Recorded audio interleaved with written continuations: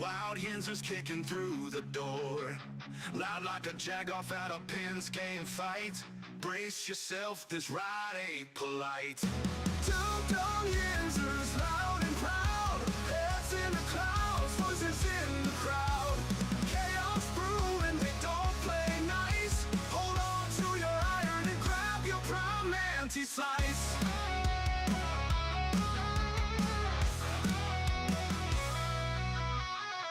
Tales from the burg with a hint of mayhem.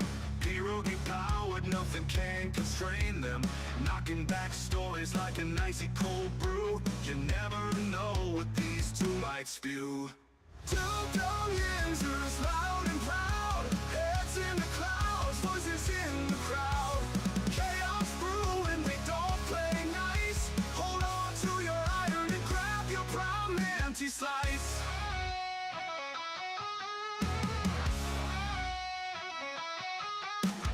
Tales from the burg with a hint of mayhem. Pierogi powered, nothing can constrain them. Knocking back stories like an icy cold brew. You never know what these two might spew. Dum Yinzers, loud and proud, heads in the clouds, voices in the crowd. Chaos brewing, they don't play nice. Hold on to your iron and grab your prime anti-slice. Rivers collide where the laughs always flow. Black and gold thunder everywhere they go. The madcap kings breaking every mold. With two Dum Yinzers, the stories don't get old. Two Dum Yinzers, loud and proud, heads in the clouds, voices in the crowd. Chaos brewing, they don't play nice. Hold on to your iron and grab your prime anti-slice.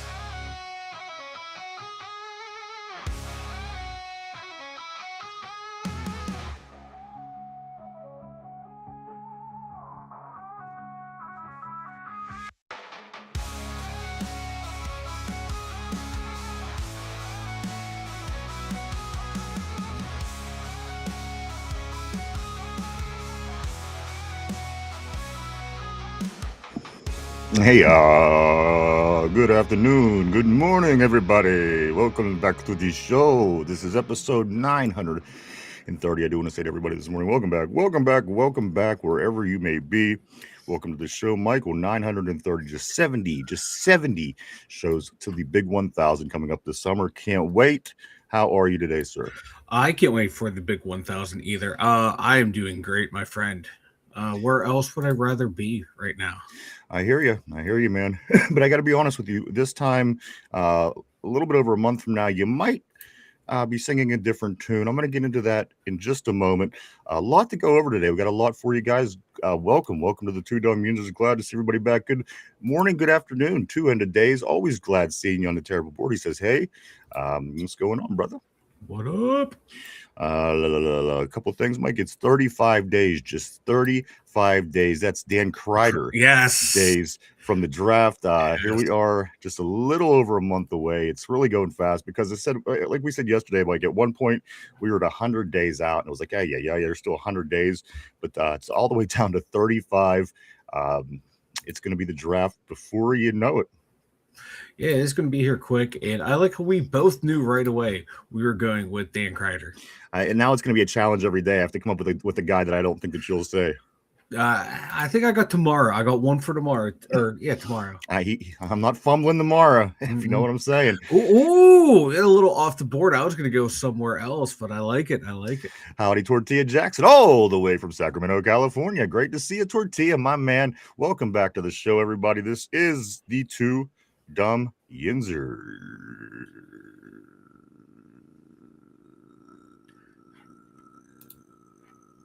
I do want to say what's how up long too. were you going to take that out? RB says, I've been watching more film. I've changed my mind. I'm not hoping to take Fanu round one, move Fatanu back to left tackle, and then get Dunker in round two, then Hurst or Lance in round three. You know what I love about RB? That mind is always going. It's always moving. I love it. I listen. I love it. I'm just going to leave it right there. You do what you want with that. Good day, everybody. Good day. This is Thursday. Working toward the weekend, guys. We're getting there. It's eventually going to be here. I promise you. I swear. I swear. If it doesn't come, then you can hold me responsible. How's that? Fair Good enough. day, everybody. Let's get into some stuff. Of course, the big March Madness starts today. A couple of the play-in games throughout early in the week, but nobody pays attention to those games as the March Madness kicks off just as about 14 minutes ago between TCU and Ohio State. I know that Derpy's probably glued. As a matter of fact, I think Derpy's doing a reaction video for this, which, again, I don't care because, again, that's his team, and I'm happy for him, but maybe after our show, swing over, check out, see what Derpy's got going on. Also, I do know that Ty loves Ohio State as well. So if we see him pop in today, I'm sure he'll have something to say regarding that.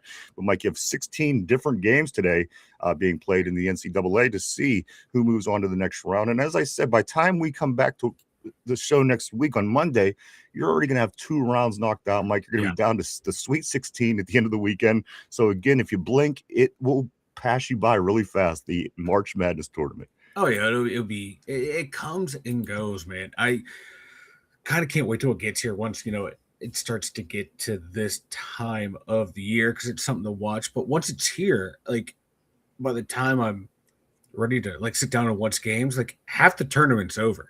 Yeah, I always have something going on, and it's gone, man. I love the build up to it, but then it's gone. Like it I don't know, man. I don't know how to describe it. It makes me feel empty once it's gone. well, It's like they won't say like you eat Chinese food, you're full, and then like an hour later you're hungry again. That's how I am with March Madness. It's like I feel full once it like gets here, but by the time it's gone, I want more of it. I'm I gonna be honest. didn't feel like I got to enjoy it. It's hard to listen unless you're really into basketball. And again, I know a lot of people are like really, really jumping at this time of year. But to be honest, these first couple rounds, it's a bunch of BS, a bunch of teams that are going to be done by the end of the day. So for me, it's funner to get in near the end of this weekend. You're already seeing who's winning, who's off the starts. I don't do tournament brackets, so I'm not the kind of wants to get in early and get it done. I like watching when the really good basketball starts happening, and at the end of the day, that's usually when I really start zoning in, Mike. And then when it's halfway over, then I start picking my teams. I'm like, oh yeah, this team's gonna win. This team is who I want to play them. So the tournament's pretty much all the way done by time I get my team picked. But you know what? That's just the way that it is. It's not my Steelers. I don't focus on it like that. But at the end of the day, I always do manage keeping up with it when it's all said and done. Yeah, I have a couple brackets out, but that's about it. I just sent you something over. Keep that handy, Mike. We're going to use that real shortly. You'll see why when you open it. Let me grab a couple messages while you do that. I'm going to start right here with my man, Cody. Cody Silva. What is up, sir? Cody says draft Carson Beck so we can roast his ass all season. You know what? That would certainly make the show interesting for the next 4 years. I could be honest with you there. As a matter of fact, something that I'm working on. I just sent over the mic in regards to Carson Beck. We'll get to that in just a moment. And also, guys, I'm bringing back a fan favorite bit that we did a long time, not too long ago, maybe beginning of last year. This time last year, perhaps. Again, this is something that a lot of people got into. We're going to do this a little bit later, and I'm going to answer a lot of questions that you might have about our friend Mike. So a lot to go on today, guys. You don't want to miss. Do stick around. It's time to get into it. Let's go. The Pittsburgh Pirates, Mike, with only 5 games left in the spring training, they did beat the Tigers 3-1 yesterday to improve to 17-9. Again, just 5 games. The Pirates will be back at it today against the Orioles at 6:05. 6:05. The Pittsburgh Penguins, Mike, they lose, but they gain a point. They lose to the Carolina Hurricanes in overtime, 6-5. Their record moves to 34-18-16. Crosby returns was the big story while scoring 2 points, 1 goal, 1 assist on 4 shots in his return. Though they couldn't overcome Carolina, they did still manage to get a point from the game. They'll be back at it on Saturday at 1:00 while they are hosting the Winnipeg Jets. Yeah, and we got the point out of it. But Crosby looked really good. It looked like he didn't miss a beat. And I tell you what, he was flying out there last night. they ought to really hold back Malkin and Crosby in the playoffs and then just let them go, like how they came out in their first games back from their Right. missed time, because they at their age, Mike, they still look like two of the best hockey players in the league, and It's insane. Like they could be scary. I thought Malcolm was going to have a drop off because he had a couple years there where like he was banged up and this wasn't himself. And then Crosby's just been Mr. Consistent his entire career. But man, this late career resurgence of Malcolm has just been a thing of beauty to where you almost have to sign him. You almost have to give him one more year. And the way he's playing, Mike, between a Malkin and a TJ Watt. Yeah.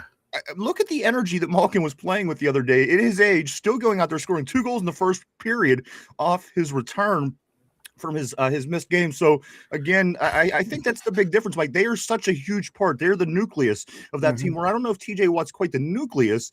He's a big piece. He gets paid a lot of money. He does what he does. But at the end of the day, guys like Sidney Crosby and Evgeny Malkin, without those guys, the team is going to struggle a lot. Where again, at the end of the day, and people will say, you know what, the Steelers' record is better with TJ in the lineup.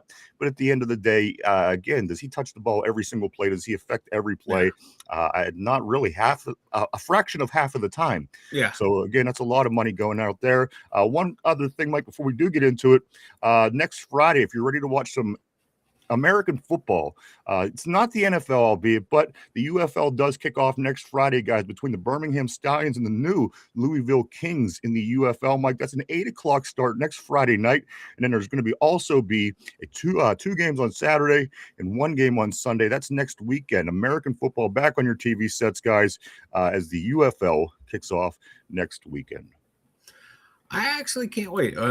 I do kind of enjoy watching that, man. It's it's not the greatest football in the world, but they've gotten better and better every year. And again, it's American football. Even if it's on my TV in the background, that gives me my fix. And it's fresh football too. I mean, you can put on the NFL Network now and watch old games and different things like this. Yeah. It's fresh football. I just like having it on my TV. And again, who knows? You might see somebody that may be in the NFL one day. One other thing, Mike, just swinging back to the Pittsburgh Pirate news, they did announce a new menu, more food coming at PNC Park this year. Mike, I'm just going to name these items off, and then we're going to move forward. The menu will offer several new items, including chipped ham fries, cold pierogi salad. I don't think that this menu sounds fantastic at all, but just hear me out. Cold pierogi salad. How do you pronounce these? Empanadas? Oh, empanadas. Empanadas. They're going to have empanadas, and then also smoked turkey leg with mac and cheese. And then also Nutella bagnets, BEIGNETS. Okay, you got me at the empanadas and the Nutella baguettes. So that's the new foods. Every year they do seem to add something new, and every year the food gets a little bit more bizarre. Yes. But baseball is the only sport where they have this bizarre food orders. You don't see this at basketball games. You don't see this at hockey games. You don't see it at football games. Only at baseball games. They got to do something to keep. They got to do something to keep you. Yeah, like you said, you got to keep your attention somehow. That, Mike. And with that being said, let's get into it. Let me get on the board. I don't want to miss anybody walking through the door today. Everybody looking good. Everybody's looking good. Like it's pitcher day, Mike. Look, they're walking in. Everybody's sharp. Everyone but Tortilla. Everybody except Tortilla, of course. Let's go right here to Aaron Jade, my man. He always gives us the fix at the right time. Mm-hmm. He really does. Aaron, always great to see you with the Here We Go Steelers and the Rockets. Love the message. You know what? He's getting an early game ball. Here you go, Aaron. That's for you, brother. Let's go to RB, where he says this: Troy is a total technician and just plays more like a left tackle. Fanu is an absolute road grader at right tackle. I think the gap between tier 1 tackle to tier 2 is a massive drop off, where guard isn't that much of one. Like, that's why I love Fanu. He can play both tackle positions easily. You don't have to worry about him losing any type of mechanics the way you do with someone like Brojo. And does that make things more simple again, Mike? Because if you do move him to left tackle, replacing the right tackle is considerably easier to replace than the left tackle. So, I mean, is this something that's in the cards for the Steelers? I mean, RB is making a lot of sense, but is it realistically in the cards? I think it can be. I think it will be. And I think it should be. You have someone who is that gifted that can play either position. And if you could get a right tackle in this draft in round one, like Fano is projected to be, why not do it? And then now you have your right tackle position solved. You have your left tackle position solved. Really, then all you're looking for is that guard position. And then there's someone like Dunker that should be there sitting in round two, maybe round three. I don't think he's going to fall that far, but you can get another guard to battle with Spencer Anderson in that spot right there. I want to give a big thank you out to our good friend RB, of course, the newest addition on the show. And I do want to say also, get well to Chop, Mike. He wrote us. I saw some of those messages. Poor guy. And just through the messages alone, I felt like it was contagious, and I was starting to feel sick to the stomach. Yeah. So good luck to RB, good luck to Chop. Hopefully he gets it, starts feeling better. Go both of the guys back, but again, big shout out to RB. Real quick, not to jump on the parade here, but would Yinzer fans freak if we go tackle guard 1-2 in the draft this year? Probably, but you know what? At the end of the day, I think people are going to be thankful because that's going to be the reason our quarterback isn't being forced to throw the fastest in the league. And at the end of the day, there's plenty of receivers for rounds 3 and 4. Might as well get your own line set. And if you do that, Mike, you not only conclude what you started with this offensive line project. I mean, you might want to. You're still going to work on depth and obviously another defensive line piece. But what they started with Broderick, they can maybe conclude the offensive line work in the first 2 rounds. And when you're getting them first 2 rounds, again, look with Zach Frazier. He was early, and again, Fatanu. No, McCollum. Which one's the McCormick? McCormick. Yeah. He was even later, Mike. So you get 2 guys at the top of the charts, 1 and 2. And then you still got 2 picks in the 3rd round as well. So 3 picks in the 3rd round, man. How many picks do you think that the Steelers end up using this year as picks, Mike? It seems very unlikely that the Steelers are going to use 12 picks for draft picks, especially when you get in later rounds. I mean, at this point, you're getting people that's probably not even going to make it to the airport. That's how short the trip is going to be for them. How many picks, realistically, do you see the Steelers using as on draft day for picks themselves? I think at most maybe 8. Interesting. And that could be, including trades up and trading some picks to next year's draft, just to have some extra capital. So that's a good question because again, Mike, it seems like that's a lot of picks. And again, if you're using all those picks at the end, you're getting a bunch of guys that, so just going to be interesting. I was wondering what you thought on that. I say about 8 picks you believe that they will be using. Let's get back on the board. I do want to say what's up to everybody. I don't want to miss out on anybody today. Let's go right here to Yinzer Joe, where he says, hello, Yinzers. Hope you guys are doing well. We are, sir. And we'd like to wish the same back to you. And it's going to be Mike 60-something tomorrow. It's going to be 76 on Saturday. And then 60-something, 68 or something like this on Sunday. So after today, because it's still cold, it's going to start getting considerably warmer, and then it goes down again next week. So it's going to be nice through the weekend. Hope you're doing well as well, Joe. Tortilla says this. He says, I'm too scared to move Troy. I think he'd probably be fine, but that could risk screwing up the left and right tackles. At least now one of them isn't a problem. RB says this. Just being honest, TJ Watt is a guy who shows up and puts up personal stats. TJ hasn't been willing to sacrifice stats for wins in the last 3 years. And at the end of the day, I mean, he's getting paid to get his, but and should we blame him? I mean, if he's getting his, is that just saying maybe everybody else, we should be a little bit more upset with everybody else that they're not getting their jobs done? And at the end of the day, do you really think that he's earning that quarterback 1 money with them? 7 sacks last year, Mike, and 17 plus a playoff game.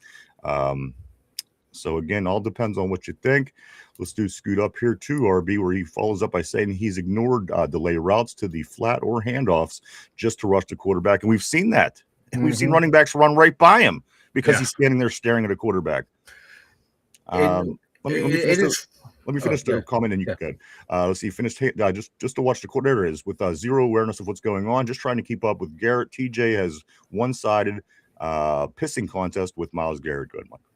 Yeah, and we can see that, like, when he's locked in and engaged, he's blowing plays up in the backfield. He's keying in on the running back and making the correct read.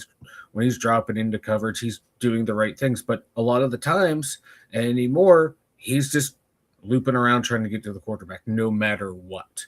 And it becomes frustrating because you can see when he's focused and doing all the things he's supposed to do, he's still a very high and effective edge player in the NFL. Just go back 2 years ago against Atlanta. It looked like a couple times B. John Robinson was going to break long runs out of the backfield, and he swooped right in and read the play correctly and went after the running back. But then you have plays that year in this past season where he's just running right by the running back. They're handing the ball off to him. He's trying to kill the quarterback. It's like, what the hell are you doing, dude? Like, if you sit down and focus, you can still be a game wrecker. Not like you used to be, but you still wreck the game in other ways by using your football knowledge. Absolutely. Just trying to send something over here real quick. Yeah, it's just he's just a very frustrating player because you saw, like, once he won Defensive Player of the Year, I think Garrett won it the year after it. That's when he just started stat chasing. Because leading up to it, he was a complete player on defense. But then once Miles got that award and people started talking about him better than you, who gives a fuck, dude? Your team's better. You're finishing higher in the standings. You both have Defensive Player of the Year awards. Who gives a fuck, dude? You're on course for a Hall of Fame career. Just keep playing the way you were, and those stats would come to you. You don't have to go stat chasing. You see this in sports where guys are trying to hit home runs all the time. We're trying to hit threes all the time. You just become a liability at that point. Let me jump back on the board right here, and I think that RB does touch us a little bit. He says, and Miles doesn't seem to care about it. He lives rent-free in TJ's head. Confirming the point you just made, let me scoot up here to Yinzer Joe, where he says, should have traded TJ a long time ago. He's just a stat guy, and he only comes at you from one position. There's no surprise to the offense playing against him. That's easy to plan against. And I'm hoping that's something that changes, Joe. And I mean, that's something we've been saying here for years. I know that you've been with us for quite some time, and that's always been a complaint. You take away half of the game by always running him from the same exact spot. I mean, okay, now you're admitting, okay, it's going to be tit for tat, wit for wit, muscle for muscle. Let's see if TJ can get around you. Well, why not throw in the surprise element, move him around, and have that be part of it as well? Now, not only do I have to figure out his talent and ways to stop him and beat him, I have to figure out where he's at first. I have to figure out where he's coming from. I have to change my blocking around. I got to do different things. And again, hopefully that's something that changes with this new coaching staff coming in. I'm hearing Coach Graham is a bit of a genius, Mike, on the defensive side of the ball. So I'm very not just super curious to see what Coach M and the offensive coordinator could do with the offense, Mike, but very curious to see what Coach Graham could do with that defense and just some differences of things we might have been complaining about over the years, stopping the pass over the middle. The first time in 40 years of watching Steeler football. Move TJ Watt around, fixing this run defense. So again, those things are going to be very interesting to watch. Were they coaching problems or are these team problems? These things that we have to dig deep down inside and figure out what we got to do to change them. Because a lot of times people, just said, well, it's the bad coach. It's the defensive coordinator. And you know what? It might have been, and we will see. So again, a lot to learn about our Steelers this year. Let's move on the board. Welcome, everybody. Glad to see everybody today. It's Thursday. It's the Thursday installment of the show again, episode 930, if you believe that, Mike. Just 70 short shows away. Let me go right here to RB, where he says this. They would, but most Yinzers, though, aren't. I'm sorry, let me start over. They would, but most Yinzers, though loyal, aren't really entrenched in team building and the actual X's and O's of football. It's hard to deal with sometimes. You're right. You're right. Let's go to Tater. I do want to say welcome, Tater. I hope you had a nice St. Patrick's Day. Tater, he's alive. He's alive. We thought something happened to you, but there he is, everybody. Tater Tard back on the board. Hope things are going well for you. Let's say, let's go to Yinzer Joe. Yinzer Joe says this: what is the best available? What if the best available is better than any tackle or guard available in the draft? Take that player then. I'm happy going either way. That doesn't sound right. I know you guys are misconstrue that, you sick fucks. But yeah, whatever, best player available or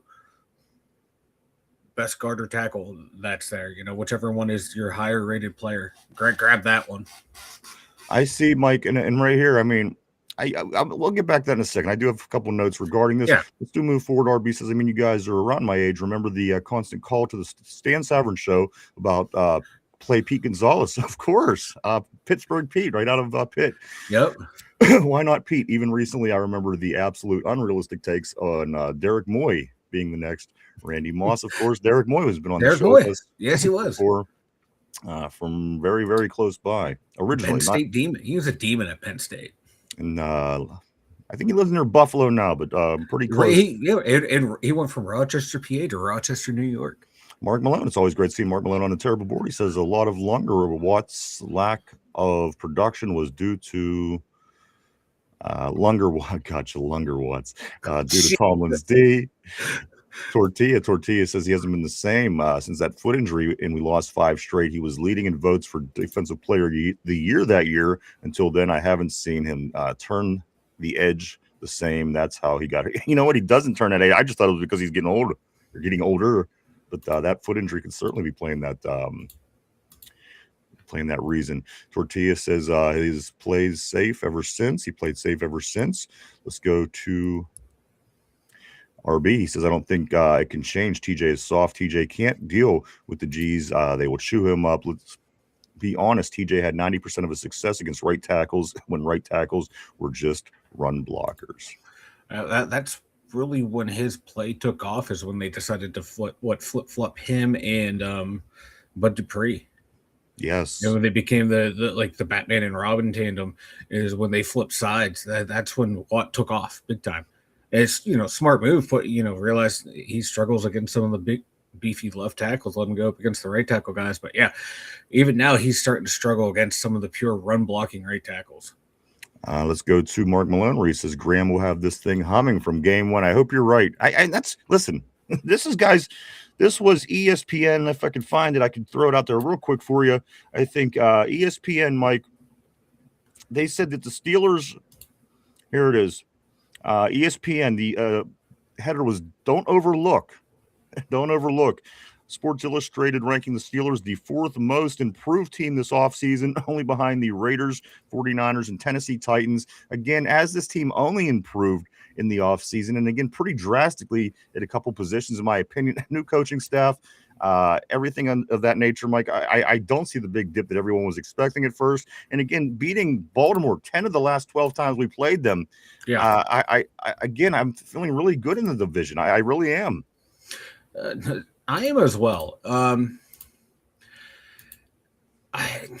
Like we've been saying, I don't see a huge improvement out of Baltimore. I think they still have major holes on that defense. I think they're missing some weapons in the passing game on that offense. So they don't scare me. Buffalo, the Bengals, they really don't scare me because I don't know if Joe Burrow is going to be healthy. And that defense is still a liability. And the Browns are the Browns. Absolutely, that's what I'm saying. And again, we get until they prove us otherwise. The Browns are the Browns. Mike, and we get the South divisions in both conference too, which are considerably the easiest divisions in both leagues, the NFC and the AFC.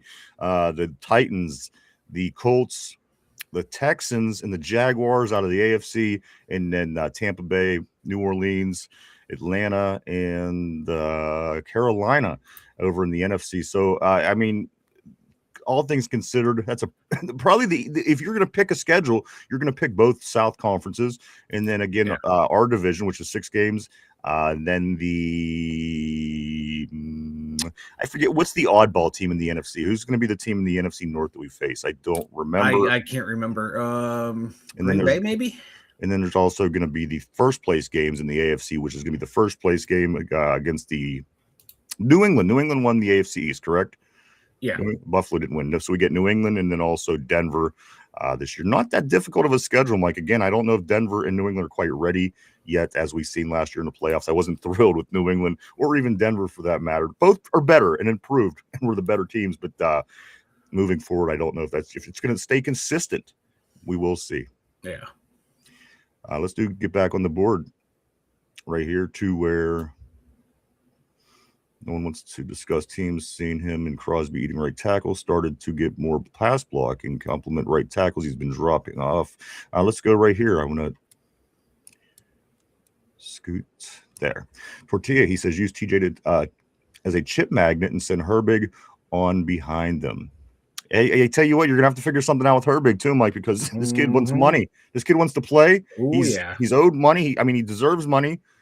So if you and again, hopefully Coach Graham could put something together for these three edge rushers, Mike, because at the end of the day, if you don't get something figured out, you're gonna have to deal with free agency next year with Herbig. We're gonna have to talk extension, free agency. He needs more snaps. I mean, he wants to play. He wants to start. We have a TJ Watt. We have an Alex Highsmith. So again, this could be a somewhat of a complicated situation, Mike. And I'm just curious to see how Coach Graham and Coach McCarthy proceed with using him, because at the end of the day, a decision is going to be needing to be made about Herbig sooner or shortly later, not too long down the road, Mike.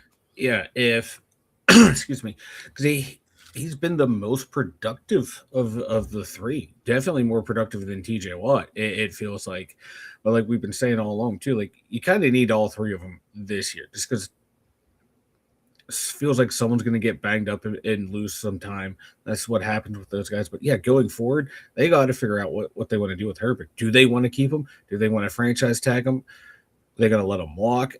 Because he's the best of the three right now. And he's the best of the three and the cheapest of the three. And the fact that he is even being named as a moving piece is the most ridiculous part of the whole situation. Yeah. Yeah. I hope they don't move him. Like ideally you would get rid of TJ Watt, but I don't know if anyone's going to take that contract on. And, Rooney wants him here to be a one helmet guy. So you're stuck with him. You should have let him walk after last year, let his contract expire. Then you would have Herbig and Highsmith. And Jack Sawyer backing them up. I think that's a pretty good threesome right there, especially going forward. I like Alex Highsmith's game a whole hell of a lot better than I like TJ Watt's game right now. I think Highsmith's the more complete, 3-4 style outside linebacker that this defense needs. He can play the run, he can play the pass, he can rush the quarterback. I like him a whole hell of a lot better than Watt. And then if you would pair Herbig on the other side with him, look the fuck out, man.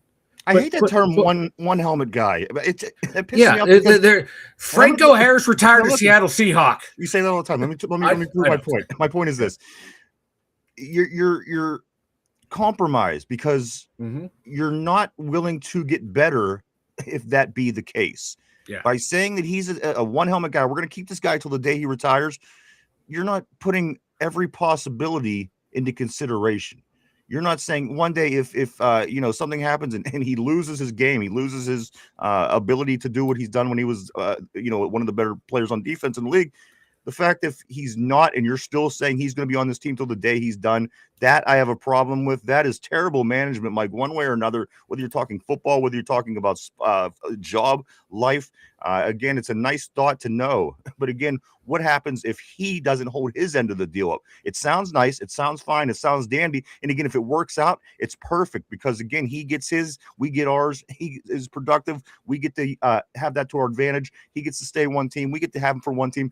But at the end of the day, Mike, the fact that you are pretty much setting yourself up for failure in a sense because you're saying we're keeping this guy no matter what. And that should be unnerving to some people because at the end of the day, that might you can't tell the future. And maybe he listen. I know that he's not into this stuff, but maybe he takes a bad trip of acid this weekend or something with his buddies that got together from college, and he ends up losing his mind. And he's just a totally different person. And again, it's very unlikely. But if something would happen, you're then still saying I have commitment to this guy. Mike, I don't like it. I don't like the one helmet team term. I think that it's not only cheesy, but on another level, I don't think it's good management because, again, at the end of the day, you don't know 5 years from now what this player is going to be like. So, again, I just think that's kind of irresponsible management. So do I, too. For me, stuff like that should happen organically. I agree. Like, hey, they're playing well. We're going to extend their contract. Oh, they're still playing well. Let's, give them a year. Give them a year. Kind of like they're doing with Cam Hayward. Like, hey, he's still producing. Okay, we'll fudge around the number so it helps you and it helps us at the same time. And you're still producing. Okay, that's kind of more organic than, oh, we got to sign him to this big contract because we want him to stay here. Like, no. Like I always say, Franco Harris retired to Seattle Seahawks, and he was way more important to this organization on the field and historically than TJ Watt has ever been. Okay, so no, if he can go elsewhere, Watt can go elsewhere. Rod Woodson retired elsewhere. We forced Troy Polamalu to retire, Yes, we and did. he was more important to the Steelers on the field and historically than TJ Watt has been. And you remember, Mike, when And I like TJ Watt. when Troy Polamalu was torpedoing across the field and starting missing a lot of those torpedo tackles, and we started getting on him, bro. Your tackling is not the same. Exactly. You're getting out of position. You're not And the guy you were. What happened? He worked his way out again. You know, we forced him out. I guess you could say. And Yeah. why wouldn't that be the same case with TJ if he's sucking up all this money Yep. and we're not getting the results from him? Why couldn't it be the same situation again? I don't have anything against TJ. No. Just be worth or somewhat relatively close to what you're getting paid. Mm-hmm. That's all. That's all. Yeah. That's all I'm asking. We're not being unfair. The Yinzers are not being unfair. Steeler Nation is not being unfair. It's just a very common sense idea. Yeah. Perform somewhat in the same ballpark as what you're getting paid. Yeah. And people will leave you alone. I promise. I promise. Again, it seems like a common sense idea to me, but let's move on the board. And another thing, Mike, coming out of the owner's mouth, you just shut up. You don't need to be sitting. Yeah. You know what I mean? Because now it holds water, and you're gonna have to stick by that. And again, you don't know what a guy's gonna be 3, 4, 5 years down the road. Because if their production starts to slip and you got to cut them, you're going to have egg on your face. You're going to be eating crow. Or do you want to do that? No. Exactly. And when they do, it just makes the organization look shittier. You know. Yeah. You know. Jeremy, what's up, dude? Always great seeing Jeremy Olsen on the board. So Rogers has retired, not that I heard of. As far as I know, he's still thinking it over. Some people speculate that he's going to give us an answer real soon. Others speculate it'll be before the draft. Early news was that it wasn't going to take all the way to mid-year like it did last year. So day to day, we're certainly keeping our eye on things. Unless there's something that you see that we don't know, we are still waiting. And again, my ultimate prediction, Mike, I think that he's going to be back. I think he'll be the quarterback of this team this year. And I don't love the idea, but at the end of the day, he's probably the best if you're looking for trying to win football games. Will Howard, I think, is the best to move the team forward to get a look at the guy that never got any snaps, the guy that didn't get any snaps in his rookie year. To me, that's important, and I think the team starts learning how to win. But if you want to win games this year, I think you're going to get your wins if Aaron does return in the same style that you did last year, simply because you added a few more weapons, simply because you're hopefully strengthening your line a little bit. And those two things will allow Aaron to do what he did last year, even at the age of 43. So, again, whatever way that plays out, I don't know. And we're keeping a very close eye on all of it. I do want to say what's up to John, the big John stud, middle name Mud, all the way out from Las Vegas. He says this: until they get their quarterback, we were talking about degrees of average. Somber, my man, what's up, brother? Always great seeing Somber on a terrible board. He says Thompson is a transfer from Wisconsin and a former teammate of Keanu Benton and Nick Herbig. Lewis won't count against the team's 30 maximum visitors as a local college player. Did I miss something? I did. I thought I did. I seen the comment, and then I thought, I feel like I'm reading the second part of it. So let me jump back just a hair. Let me go right here to where Just Learning. What's up, dude? Always great seeing Just Learning. Just Learning says this: I'm going to Best Babe available at work. Yes. Yeah. Corey, what's up, dude? Always great seeing Corey. Don't drink that. He says this: good afternoon, fellas. I'm seeing a lot of TJ talk. He's on the trade block. You know what, guys? I don't think so. You know what? I don't either. But man, that just for a split second, did you just get really excited? Right. It made my you know, when you get excited, like your stomach drops. I had that feeling for a split second when I seen that. What's up, Ty? What's up, brother? Always great seeing Ty. JPJ is the GOAT, no doubt. Another person that we have to get figuring out what's up with his contract. JPJ, Darnell Washington, Nick Herbig. So, and we still have time. Not a lot of, don't seem like there's panic going on. So, Somber says, we did get this one okay. Kyle Lewis, of course, from Pitt. Absolutely. He's going to make somebody happy. He's going to make a team happy in the NFL one day. The linebacker from Pitt, amazing season. Not just really good, it was an amazing season. Numbers tops in the country. Yinzer Joe says, even for the as mediocre as the Steelers are, they win the division. I can see us getting better, and that's all you can hope for is just progress every year, move in the right direction. Make it seem like you're moving in the right direction. I think any improvement's going to just wow the shit out of Steeler Nation because we've just been so stale, kind of in a standstill. So again, I think that could be very exciting if we even just play a little bit better. But again, I think you have to progress every year and move a little closer to the goal. At least that's the best case scenario, I would think. Let's do scoot up here to. We did get this. We did get somber on that. Corey says this Cleveland is the only NFL team that could come in fourth in a 3-team division. They will forever suck asshole through a dirty straw. I couldn't agree with you more. It's unbelievable what goes on over there. W threesome, somber. You watching? Not yet. Mark Malone. It's going to be hilarious watching people change their tune. Oh, he follows it up by saying, Mike, I can tell the future with a little help from the Krylon cans. You better be huffing them. I'm huffing them deep. Ty says this. I just hope Patrick Graham gets this defense all together. Me too. Could you imagine if this defense just comes out and looks sharp? And the thing is, a lot of people said, you know what, last year we had a good D. We had a bunch of good players. Yes, albeit they're getting a little older. However, with the right scheme and having your guys positioned in the right place, Mike, play by play throughout the course of a game could make a big difference. So hopefully I'm blindly, I have a lot of faith in Coach Patrick Graham. Mike, I'm not familiar with his work. And the only thing I'm familiar with is the fact that he coached the defense of the Raiders last year. They did, in fact, finish 32nd out of 32 teams in the league overall. So I'm kind of blindly jumping on that train, like that Patrick Graham train, because I just want it to be better. I just want it to be fixed. That's why. I don't know. It better get better. I mean, people are telling me it's going to be better. Yeah. He's had like shitty talent, but we'll see. Let's see right here. Mark Malone says they'll get it together. You can't have all 11 guys do the same thing all the time.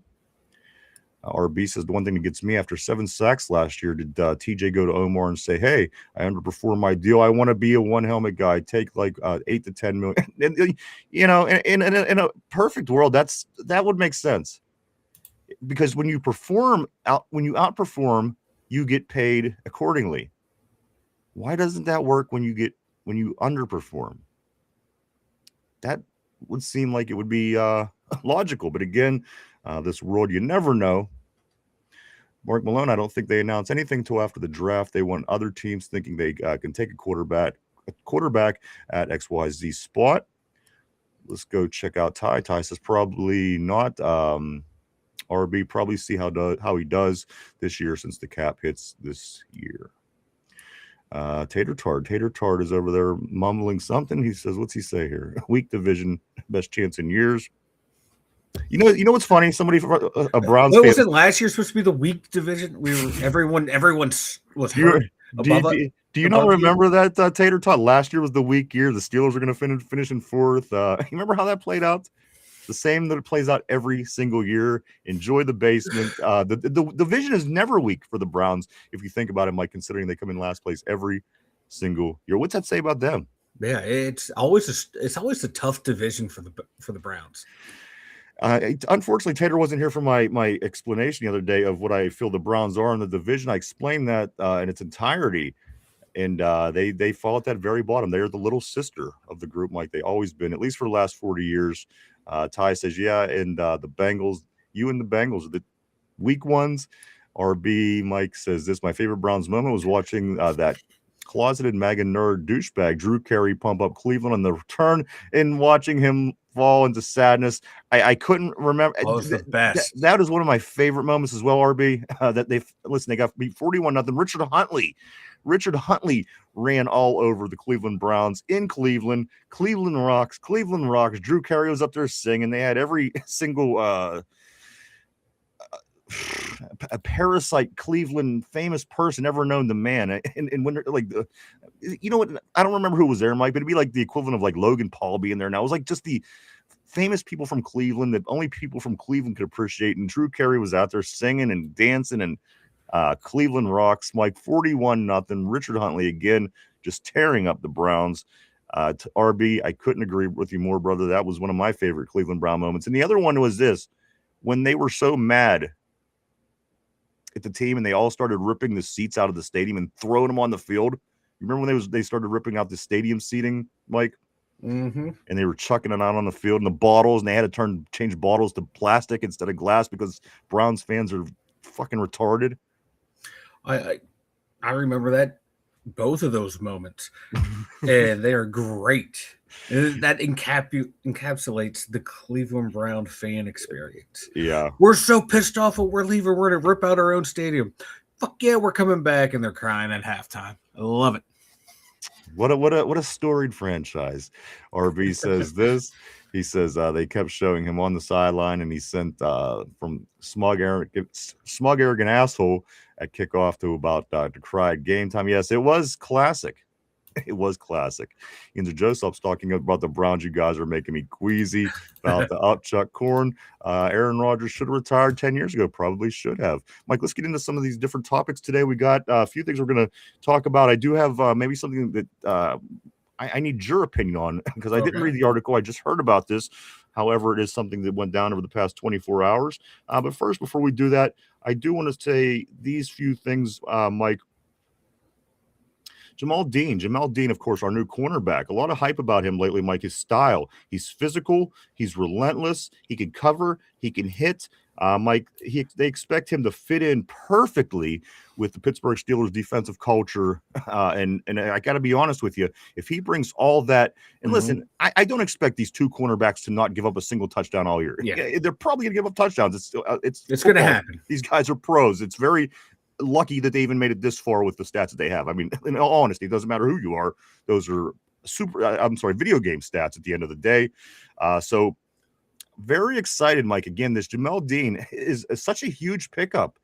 And then all the other workings going on as well. And you're bringing in the safeties and the Briskers and I'm very, very, very excited about the secondary. Now, my question is, Mike, we were excited about the secondary last year, rightfully so. But we were in the Cincinnati the first time, and we ended up chasing Jamar Chase around that field, and and the other guy for 4 quarters, giving up, I think, 200 yards or something. Is these fixes going to stop that? Because at the end of the day, Mike, we win that game. Things are a little bit different. You win a couple other games. Obviously, you have to stop the run a lot better. But what we did with the secondary at this point, is that going to give us a little shrink the margin a little bit when we're facing elite receivers such as Jamar Chase? I think so. I think we'll be better. And it's funny, the past 2 years, that it seems like both first games against the Bengals, they were able to throw the ball up and down the field against us. Then that second game, the rematch, we were able to match up so much better. I'm hoping that the new coaching staff will see what we did game plan wise, schematic wise, players deployment wise against them in that second game, and apply that to both meetings. Use it as a template, because it feels like that second game, Jamar Chase and T. Higgins didn't do a whole lot against us. That first game, they tore us up. Now, I think Jamal Dean is a much better corner now than Jalen Ramsey is a corner now. So I think that's going to help big time, to where now we can keep both corners at whatever side of the field they're comfortable on. And if they're lining up against T. Higgins, if they're lining up against Jamar Chase, I think we're set either way right there. I think Ramsey was a liability against the high-end receivers now, and now we don't have to worry about that, because we didn't have to worry about that in the second matchup. So I think, at least on paper, we're looking like we're going to match up a whole hell of a lot better this year than last year. And with these new coaching schemes coming in, hopefully that will help as well. I couldn't agree more. I hope you're right. And again, that was obviously one of the issues that we needed. And as you said, you come back the second time around, and it was very different. And a lot of times that's what happens in the division when two teams know each other very well. The score didn't indicate, it was something like 33-31 in that first loss. But again, at the end of the day, what they were able to do to us on offense, it certainly was the table was leaning one way, but when you know somebody like you do in a division, you can make those adjustments and play a better game against them next time. So again, cut a couple of those games out, Mike. We managed to win 12 games with how things were last year. So some of these improvements, again, you hope will lead to more. Let's grab a few more messages here, Mike. We got a lot to get into today. Tater Tard says this all the way from Ireland. Tater Tard says, like Bob Dylan said, the times are a changing. And this is what gets me about Tater Tard. He likes dumb stuff like Cleveland, like the Browns, but then he knows stuff like Bob Dylan. Like I don't get this guy. He's an enigma. He's an enigma, all right. Like I would expect him to listen to stupid music just because he likes the Browns. I would just assume. Let's go to RB. Larry Foote advised Dean to visit Pittsburgh. When he made it clear he was leaving Tampa, Foote told him, you're a Steeler through and through. I cannot want to see Jamel Dean play. Mark Malone, just subtracting the great secondary master will make a massive, massive difference. And finally, Ty says this, JPJ should be following Chase. They got it. Well, you know what? We're gonna get the chance again because we'll see him this year. And you know what? This time, it's probably gonna be Joe. And Joe, if he's healthy, is always dangerous. Mike and what did I keep forgetting? The gentleman on the other side of the field is T. Higgins. Correct? T. Higgins. Yep. So again, we will face them. I don't think they're going to be one of the better teams. I think their defense still leaves a lot to be desired. Certainly, giving up their main rusher. Of course, Trey Hendrickson going to Baltimore. So again, not a lot around the division. It shows you that the other teams really improved. So you got to like that. Let's go to Yinzer Joe. He says this. The guys we picked up last year were older and didn't have a lot left in the tank. This year we have younger, proven faster guys. I agree. I agree. Let's go right here, Mike. The Steelers. I want to get into this, but all right. Let me ask you this because I didn't see it. Mike, you was telling me about it, and I need an explanation. I have this written down. Cam Hayward. His quote was, "People didn't understand his role ROLE on the team." Talking about his brother Connor. What don't we understand about Connor? What happened, Mike? What's Cam saying now that's pissing people off? Oh my God. Well, I'll pull up the article now and pull some quotes out of it because, Cam is just an idiot for the most part. Yeah, he doesn't have to walk in his shadow anymore. Doesn't have to walk in his dad's shadows. I don't think Cam or Connor. No, Connor doesn't have to walk in their dad's shadow. And doesn't have to walk in Cam's shadow now. I don't think fans really appreciate what he did. He was a core special teamer. Yes, we knew that. Also made big plays on offense. We recognize those when he made those little scrappy plays and adds a lot of value. I think that's all. I think that anyone who would talk about Connor Hayward, that's what we knew that's what he did. You're right. Nobody's exactly saying anything else other than that. Yeah. Nobody's arguing that he's this great wide receiver or he's a great those exactly when you ask what Cam Hayward does and what his strengths are. I think that's exactly what. And he continues for all the people who will not get a chance to keep talking about him or who went out of their way to do some very inappropriate stuff, bringing that shit onto me because I'll handle it and I'll expose you if you want to go down that route. You know what he's like? You know how every family has that one grandma who just thinks she's a badass? That's Cam. He wouldn't mess with me if he said that to me. If I was there, it wouldn't happen if I was there. If it wouldn't be for that for me. And you're just looking at it like, lady, you're going to get knocked the fuck out. Sit down. There's just always a person who just kind of rubs you like that. And Cam's basically the old lady in this group, Mike. He is. What are you going to do? Don't make me get involved. I'm going to get involved, and you don't want me involved. I'll take care of this.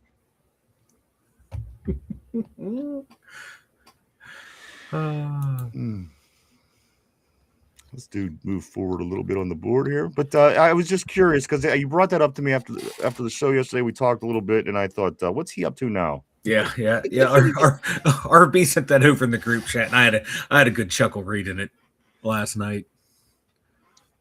Ty says, facts, Hayward. And again, everything that he says that he did, that's exactly what we know he did. We're not ever saying that he was – and he grew on people. At the beginning, people were excited because Cam's brother was in town. And then a year or two goes by and you see that he's really not that productive. But now you're seeing he gets into the scrappy stuff. He does the little tedious things that some people don't want to do. He does the special teams, did that well. And again, Cam always just got always something to say, like that old lady at Christmas time that always has to tell you that everybody's afraid of her and nobody will mess with grandma with her saggy ass arms and everything else, all wrinkly. They don't want to mess with me. No mess with me. They know better than to mess with me. Cam needs to shut the fuck up, is what Somber is saying on the board. Also, I wouldn't say what's up to Squeege. Squeege, always great seeing you. I want to make sure I didn't miss Ginger Joe. Did we get this? The guys, we picked the like, and we did get that. Squeege says this: the best part of all of this is we don't know what to expect. We knew exactly what to expect with Tomlin. I'm excited just to see something different this year. I'm going to be shell shocked. We're the same. You know what? I am too. I'm very excited, but this is very exciting. And again, your opinion, in my opinion, and everybody else's opinion, Squeege, on Coach Tomlin, it doesn't matter. It's time to move forward, and we're going to see something new, and we know this, and that's exciting. And again, I'm excited. I know everyone else is excited because we're hopefully see something different moving forward. And again, if we could just start progressing a little bit in the right direction, a little bit more every year, that's going to make people thrilled. It's going to give you excitement to get down to the stadium and get your towel out and head out and cheer these guys on. So again, I agree. I couldn't agree more. I cannot wait to see what the new coaching staff does. RB says this: they always had Porter on Higgins, even when he didn't have help. They left Trice on Chase. That's right, because Porter only played press man. Again, you can love him, but he is a one trick. Squeege says this: if we're the same, got you on that one. If we're the same, we'd definitely be shell shocked. Let's go right here to Ty. Ty says, laugh my ass off. He can lock up Chase, or he locked up Chase last year. He can guard whoever anytime. You still think he gets extended? It'd be $12 million a year.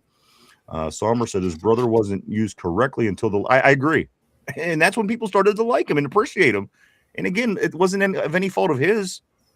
But as you're saying, Sommer, they finally used him correctly. And you know what? People are like, all right, I like this. The scrappy Connor. He does the tush push. He's making big plays on special teams. And then you realize that's what you got. So again, Cam's out of his mind. What's the name of his show? Anything But Football or something like this. And that's what it seems like, Mike. It never seems like they're talking about the right things. But you know what? That's Cam. Good on him. Let's move forward to Corey. Corey says this. Ty says facts. Hayward finally had his role. And I couldn't agree with you more, Ty. Corey says this. He's the shorter, less talented Mike Allstott. Meet Stott. That's a good one. Oh, way less talented. I like how meat stuff. That's good. Corey Gameball. Squeege says, yeah, it feels like a lot of players on that roster are being used. It does. Or use, wrong. Put TJ in different spots. Use Connor the way that you used him. Why does every adjustment take so long under the former coaching staff? I always wondered that. I thought, by the time you fix these three problems, season's going to be halfway over. You should have this fixed by halftime. Squeege does say this as well. I can't wait to get over. I still can't wait. Can't get over the best we got out of Johnny Smith was tight end sweep. Sorry about that. Yeah, me too. He might be one of my biggest disappointments, Mike, in Steeler history, just because there was so much put on him. To be a big part of this Arthur Smith offense. Like, he was the key piece. Like, this is the kind of guy I need to have in my offense. And that was the kind of guy you needed to have in your offense. That's not good. No, it was not good at all. It was one of the worst additions we had, just because either the way he was deployed and then the effort that he put in out on the field, both were just atrocious. Let's go to End of Days. End of Days says Rodolph should be traded. Steelers should draft Drew Aller. Tater says totally agree with you. We'll see something different in Pittsburgh next season. Let's go to Squeege. Here's $12 million to catch a few screens and run the ball after having 900 plus the previous season. And and at the end of the day, you might say, okay, well, the blocking was different, or the quarterback had to get the ball. At the end of the day, he was an all-pro. Last year, he was barely a pro, in my Yeah. opinion. So the big margin in between is what we're talking about. It's he had a great season, and at the end of the day, you're still the athlete that got the yards. Why do you get tackled behind the line on every bubble pass and everything that just nothing from him? What a disappointment! What a it was disappointment! Terrible. Looked like all of his athletic ability just left his body. I'd be embarrassed if I was him. I'd call my mom after the game and I'd tell her sorry. I apologize. I apologize. You had to tell your friends that That's what dapping away tears with $100 bills. I'm sorry, Mama. Yeah. Let's go to Squeege when he says the offensive game plan looked identical through 4 offensive coordinators. At that point, I was convinced Tallman was the problem. And he follows it up by saying, how does 4 OCs run the same scheme? It's been my argument all along. Let's get into a few more things here, Mike. We were talking about Jerry Dulac saying this, some draft scoop. Jerry Dulac saying Ty Simpson is not a Steeler-style quarterback.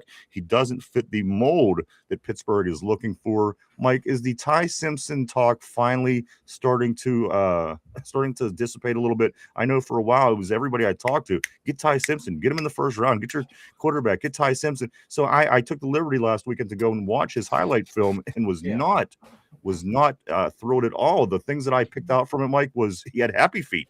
I think that we were complaining about Aaron and his happy feet and Kenny rolling constantly too early. The one thing that I noticed about Ty Simpson, Mike, was very, very happy feet. He, again, in an offense of players that are in Alabama are some of the best players in the country. There's no two ways about it. They might not have been your national champion, but every great high school player goes to one of these 3 schools, Ohio State, Georgia, Alabama. So for the fact, Mike, that he's playing inferior schools, didn't look great, had happy feet, kind of undersized in my opinion. I mean, compared to the guys that was around him, I don't know what his size is.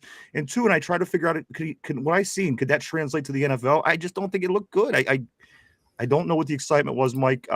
Jerry Dulac again saying Ty Simpson, not a Steelers style quarterback, doesn't fit the mold. Mike, is that hype finally starting to go away? I hope so. I really do, because I'm the same boat as you. I just don't see it out of him. I don't get the appeal. And I went into it with an open mind. I really did. I was like, maybe this could be our quarterback. Let's see what we got. I encourage you, take a look at one of the highlight reels of his. I mean, yes, he's good for college football, but could you imagine what you're seeing in the NFL? I just can't. I'm sorry, Mike. I apologize. No. You're fine. No, I don't see it either. I don't want anything to do with them. I don't want this team reaching on a quarterback in this draft at all. If you like one of these guys and they're there at the 4th, 5th round, go ahead, pull the trigger. Fine, pull that trigger. If you like them more than Will Howard, pull the trigger. That you're the new regime. Get your guy. But if I'm the owner, I'm telling them you don't draft a quarterback before the 4th round. You use your 1st, your 2nd, and 3/3 to beef up the O-line, D-line, and 2 skill positions, 1 on offense, 1 on defense. Figure it out. And that's the game plan, and go with it. You're not picking a Ty Simpson in the 2nd round. You're not picking a Ty Simpson in the 1st round. No, none of that shit.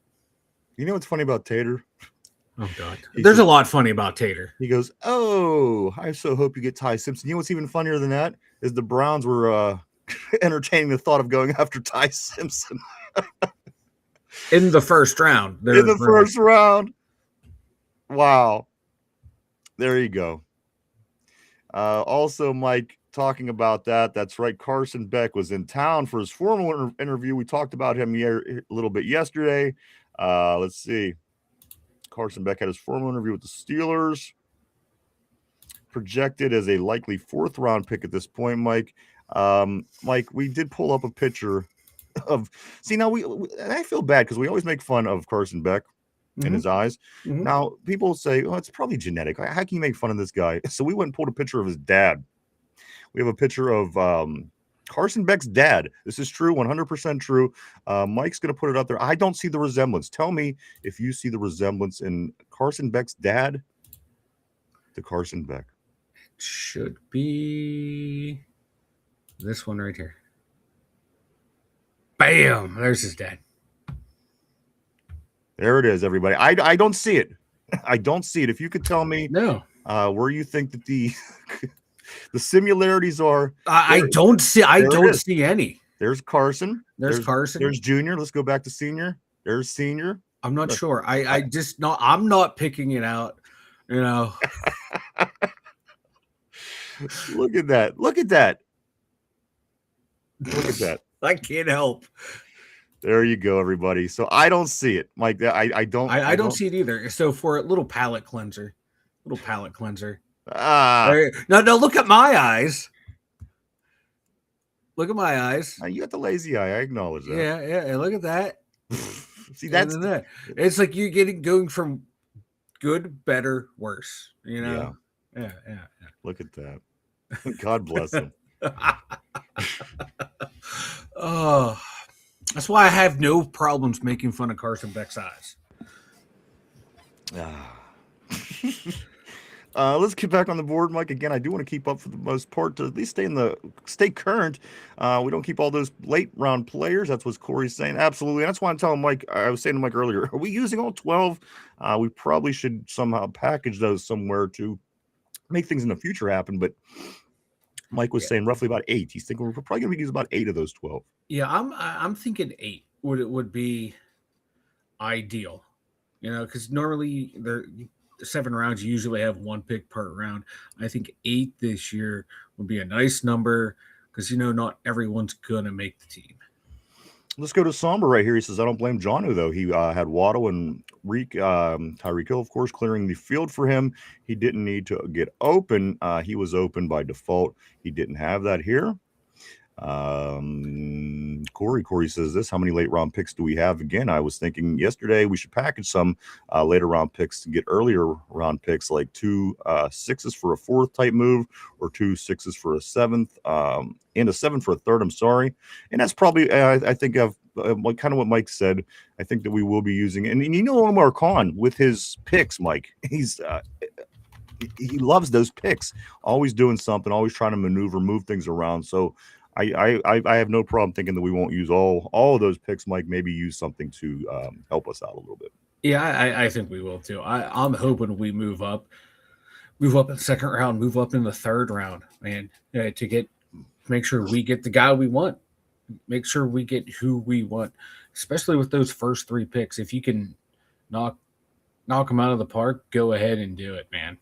Even if we have 3 3rd round picks right now, even if you have to spend one of them to move up, absolutely, go ahead and do it.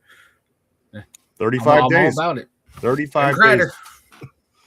From right now, it will be the NFL draft. One thing that we do know, Mike, is there's a lot of work going down at the stadium right now. They're outside. Yesterday started taking down the trees around the outside of Acrisure Stadium, trying to get the stumps, everything taken care of, Mike, as we're just 35 days, not work days, not that, Mike, 35 days from right now, Mike. It's weeks. It's 7 weeks. Think about it. Today's Thursday. The draft starts on a Thursday. So it's getting there, Mike. They're down there. They're tearing stuff out. They're getting things ready for the draft. Also, with that being said, I don't know if this is a big story because I haven't seen the news, but Mike, this is interesting to me. And it's only something that can be done now. This could have never happened in the history of ever. Mike, the kids are going to be learning from home Wednesday, Thursday, and Friday of the week of the draft, just because there's expecting up to 700,000 people at this point in town. They're just saying, you know what, it's going to be a lot easier. Just let kids stay home, do their work from their iPads, and they're just going to give them Wednesday, Thursday, Friday. And I dig that. If I was a kid, I would love this. But what's your thoughts on that, Mike? They're shutting down Pittsburgh public schools for that week. I don't have a problem with that because you're going to have such an influx of traffic in the area. And if these people are going to get here and be out and about through the area, it's causing more traffic delays, more chances of these kids getting hit, more chances of accidents. You turn on the local radio in Pittsburgh, accident here, accident there. I'm all for it. Go ahead and do it. And and as a kid, you love that type of shit. And also, Mike, this is the biggest event in Pittsburgh history by number. Yeah, How can you justify making the kids go to school? I mean, this is yeah, only a once in a lifetime thing. This is amazing. It's coming. It's amazing. The attention it's going to yeah, get. I agree. It's yeah. football. I, Football is too big in Western PA, Mike, for this to be a oh, problem. exactly. As a parent, I probably, if my school did that for my kid, I'm like, God damn it, why are you doing this? They Yeah, should be in school. But I get it. I get it, and it's only going to happen once. You know, I enjoy agree. it. Let's go right here. Let's go to. I think we got that. Here we go. Don't drink that. I'm sorry, Yinzer Joe. Yinzer Joe. He says, "Do we need another tight end now that Meatwad left?" Meatball. And what's happening with the safety? Savage. Haven't heard that he actually signed a contract. As far as I know, everything's okay with Savage. And as far as the tight end goes, Mike, as we said yesterday, you have Galbraith in the mix. That's a depth. You have three tight ends. It's not the Arthur Smith offense. And unless you're dealing with an injury, I would say that the three tight ends would suffice at this point. But I don't know, Mike. What's your take? Tight ends? Do we need more? It wouldn't surprise me. Like I said, I think I said yesterday, it wouldn't surprise me if they take one in the draft in the later rounds, just to have competition there, uh, on what's his name against Galbraith, um, and probably the winner out of that one makes the roster, and the loser gets put on waivers to see if they can make it onto the practice squad. So I can see one more tight end going into. They might go into camp with like the three that we have now, a draft pick and an undrafted free agent, and only three will make the active roster and one on the practice squad. So That's how basically, I said, like back to like a normal tight end room. go through the motions. You know who's going to be here. You know it's going to be these three. You know that the one you're going to bring in for the camp is probably going to be gone. So it's basically just going through the motions. Yeah. Okay. Yeah. Fair enough. A lot of life is that. Yeah. Yeah. Really. Yeah. And real quick, according to Spot Track, Darnell Savage signed a 1 year, $1.3 million contract with the Steelers. All right, there you go. 1 year, $1.3 million contract. I do want to say hello to Steel Merrick. Steel Merrick said, Steel, I do want to say welcome to the terrible board, Steel Merrick.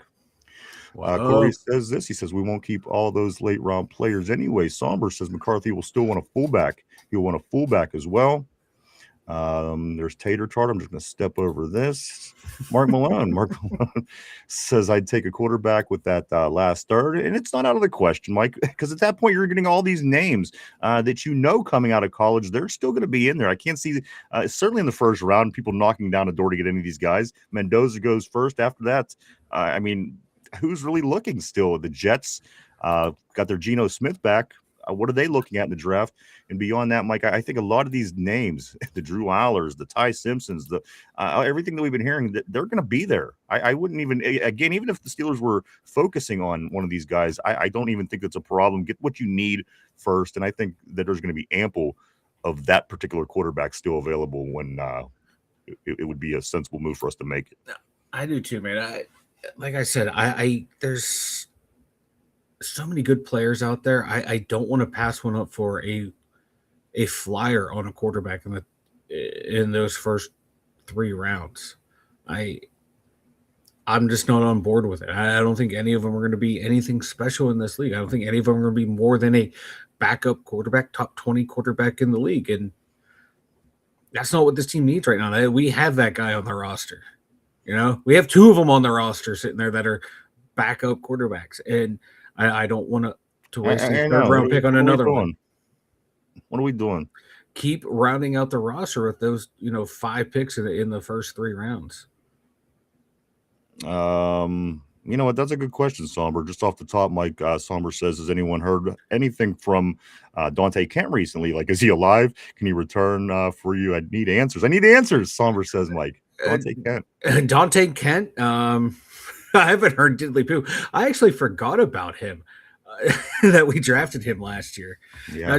I'm sorry. For me, like Kent and Sebastian Castro are 2 guys that I don't think they're ever going to see the field. I don't see the value in either of them. I I know a lot of Yinzers love Sebastian Castro, but I think there's so many better safeties in the draft you can draft in the third round that would easily bump him off the roster. Let's get back on the board. Sombers, or I'm sorry, not Somber. Squeege. Squeege says this, Mike. I watch a lot of Steeler podcasts, and this one's the best. Not kissing ass. We appreciate that. Thank you. Squeege, thank you. Says the discussions and interactions are a ton of fun. Only part that sucks is I'm at work when you guys are live. We thank that. That's very kind words, Squeege. We appreciate it, sir. Thank you. Maybe we feel the same. You know what? I'm throwing that up on the board or up on the big screen. That That made me feel good. A little warm and fuzzy, huh? A little warm and fuzzy. I'll put it there. You know what? Yeah, that this might be the new thumbnail. Let's go. Let's also check out Mike Yinzer. Joe Yinzer just says this: we shouldn't draft a quarterback at all this year. There isn't room for any extra snaps for another on the roster. They just need to let Howard run the preseason. And you know what? You're probably right. You're probably, because what's drafting another quarterback say? What is that? Again, it just kind of defies what we're doing and where we thought we were possibly going. So again, at the end of the day, I'm just saying that there's going to be ample that are available at that point when we would be comfortable, I think, taking a quarterback. But again, what does that tell you, Mike, if they do grab one of these and it fills the quarterback room up to what it would fill it up to do? I mean, what does that say? If they take like a Simpson, a Nussmeier, Aller, or Beck, yes, in the top 4 rounds, that shows that this coaching staff has no faith in Will Howard, and they just been playing lip service. Absolutely. Jamal, gang, always great seeing What Jamal on up? the terrible board. Hope things are going well for you, dude. I know Jamal's always busy. Let's go to right here. Jamal says, that's funny. Laugh my ass off. Carson might be our quarterback. Don't drink that. He looks like Pete Wentz, special needs brother.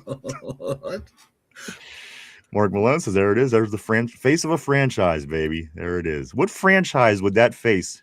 What NFL franchise? And again, the colors, I think, speaks volumes of his what he's wearing, his clothes, his hat.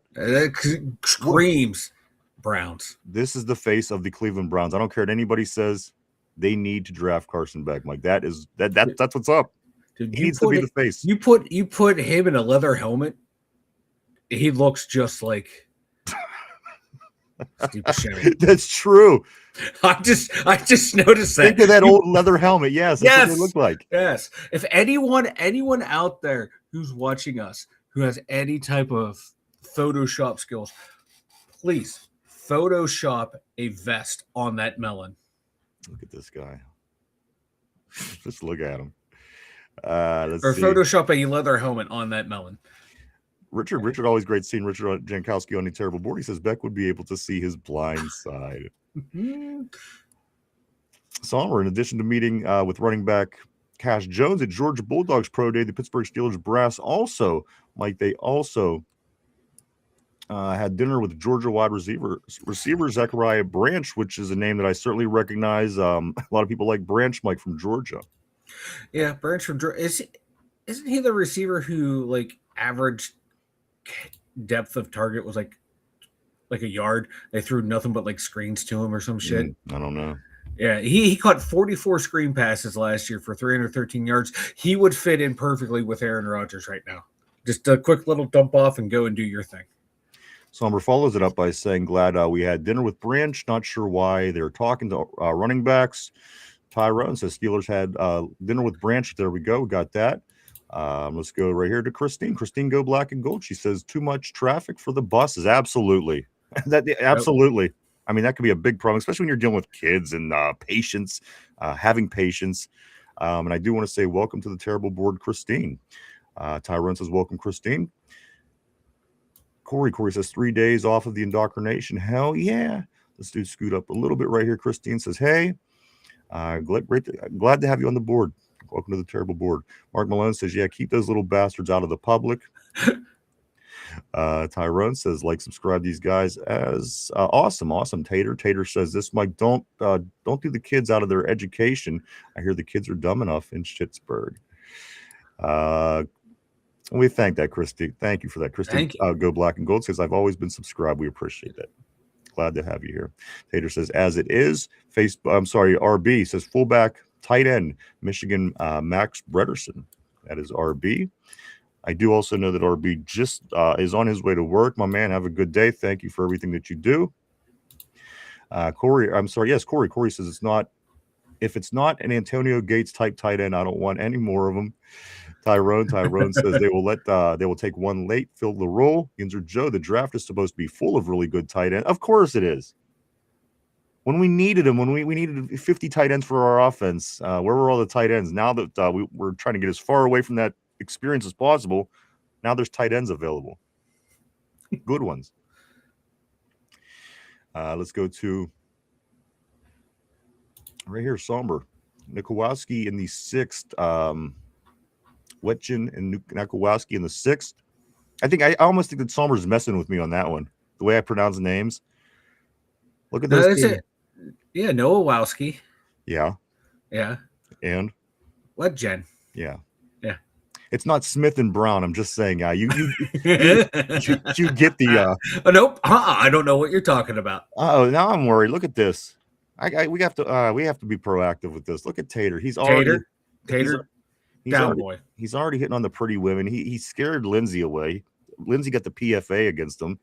He's not even allowed in this country anymore. I know. Tater, don't make me mute you, buddy. Put you in timeout. Tyrone says you know what, and this is why I love Tyrone. He jumps in, Mike, and he was proactive, and he says, you know what, he's a Brown fan, Christine. Fair warning. So, always trust the guys, Mike, the board, the gals, the guys on the board, always looking out for one another. Love it. I do want to say, just jump over here real quick and say thank you to Tortilla. We will get to that message in 1 second. He did have a super chat. And I do want to say thank you. Let us work our way to it because I think it might be about Mike. I think. Now, you know what? Mike gets a super chat. Let's jump to it. Tortilla, thank you so much. He sends a super chat saying, I'm going bald. I can't make sense of it, Mike, but the only thing that really makes sense to me is it might be talking about you. Thank you. Tortilla, first of all, thank you for the super chat. And embrace it, brother. If you're going bald, just take it all off right now. Take it off right now. That way you have fair warning of what you're going to look like. Just shave it off now. Let it grow back. If you can, grow the hair down, grow it down, comb it forward a little bit. Fight it as long as you can, brother. Thank you so much, Tortilla. Greatly appreciated. Thank you, sir. Mark Malone says we have 2/4 too. Somber says, has anyone heard anything? We got the Dante Kent comment. Christine says, tight ends. I do like Stowers or Trigg in the 3rd. I already like her better than Tater already. Yeah. See what I'm saying? She brings something to the table. All Tater has is terrible insults. Yeah.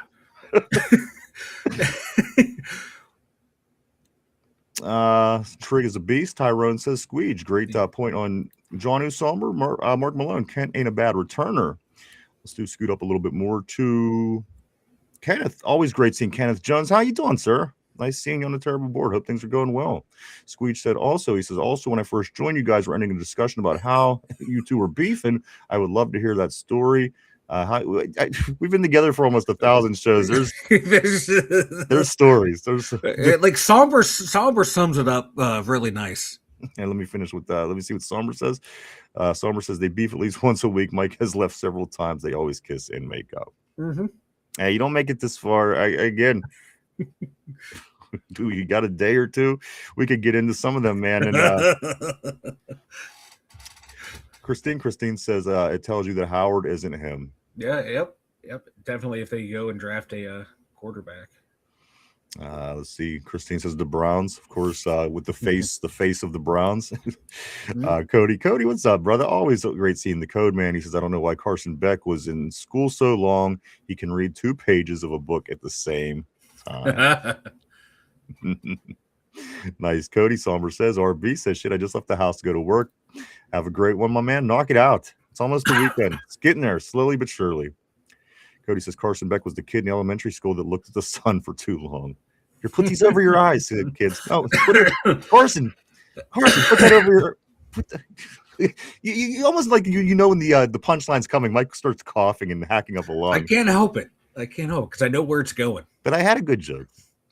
RB says, no, we don't need another sub 180 wide receiver.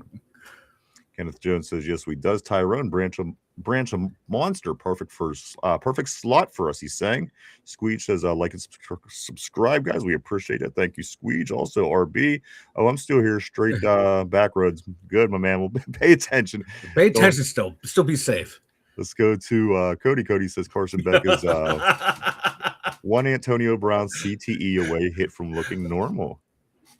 Wouldn't that be something, Mike? If he gets hit a few times and his eye, he goes the opposite direction. Just let him. If we draft him, just have him stand in the pocket, no pads on. We bring Troy Polamalu back for one play and one play only, and he gets to wear full pads, running full speed, and he just hits them really hard. Knock them eyes straight, man. Or what was the line on National Lampoon's Christmas? He got kicked in the head by a mule or some shit. Okay, so we take him up to Brett Kiesel's farm.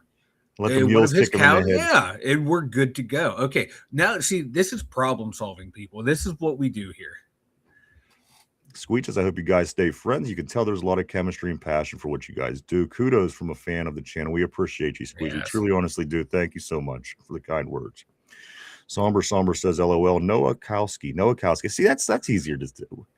That's easier to say. Now that I know. See, I need all the names. Well, now that I know, I'm sure I'm going to get it wrong a few more times, but at least I know. Think? Let's go check out what Tortilla. Again, we thank you for the super chat. RB says Tater won't worry. Tater, worry about not missing the Ireland call to prayer laws. Get your rug out. Also, congrats, Tortilla, is what Somber says. Corey says this is don't drink that. A name like Tater sounds like he needed help finding his seat on the school bus. And again, I do want to say, go check out, if you're into conspiracy theories, what's the government doing behind closed doors? What are the aliens doing up there? Go check out Don't Drink That. Corey does a very, very fine job with this conspiracy theory podcast right here on YouTube. Lots of content, guys. If you're into it, seriously, take some time. It will take you a while to get through everything. So if you're looking for what you're looking for, you're interested in different things, he has a little bit of it all. Go check out Corey at Don't Drink That right here on YouTube.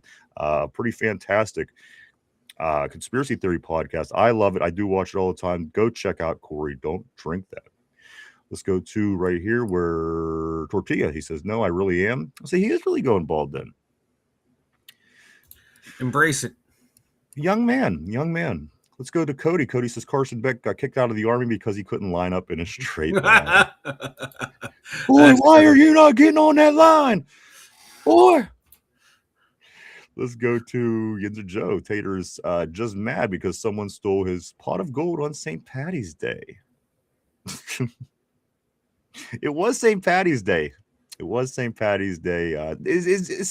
Obviously, it's not St. Patrick's Day in Ireland. Isn't that an American holiday? Does anybody have an answer? Mike, before you make funny faces at me, do they recognize St. Patrick's Day in Ireland? Yeah, we co-opted the holiday. Really? Yeah. Okay, I didn't know that. Does everybody that's a Western country celebrate it as well? Oh, I don't know. Oh, I mean, you seem like you were so confident. Yes, we co-opted with St. Patrick. That's a saint from Ireland who drove the snakes out of Ireland. Well, that I understand 100%. Yeah. Again, that's they celebrate. So Canada and the other European countries, that's the question. Oh, I don't know. Okay, I know we do. I know we because the big Irish population here, celebrated, then the rest of America's like, fuck yeah, we're getting fucked up and drinking. Let's go, boys. And that's different from how any other day in Western Pennsylvania. You drink green beer instead of your regular beer.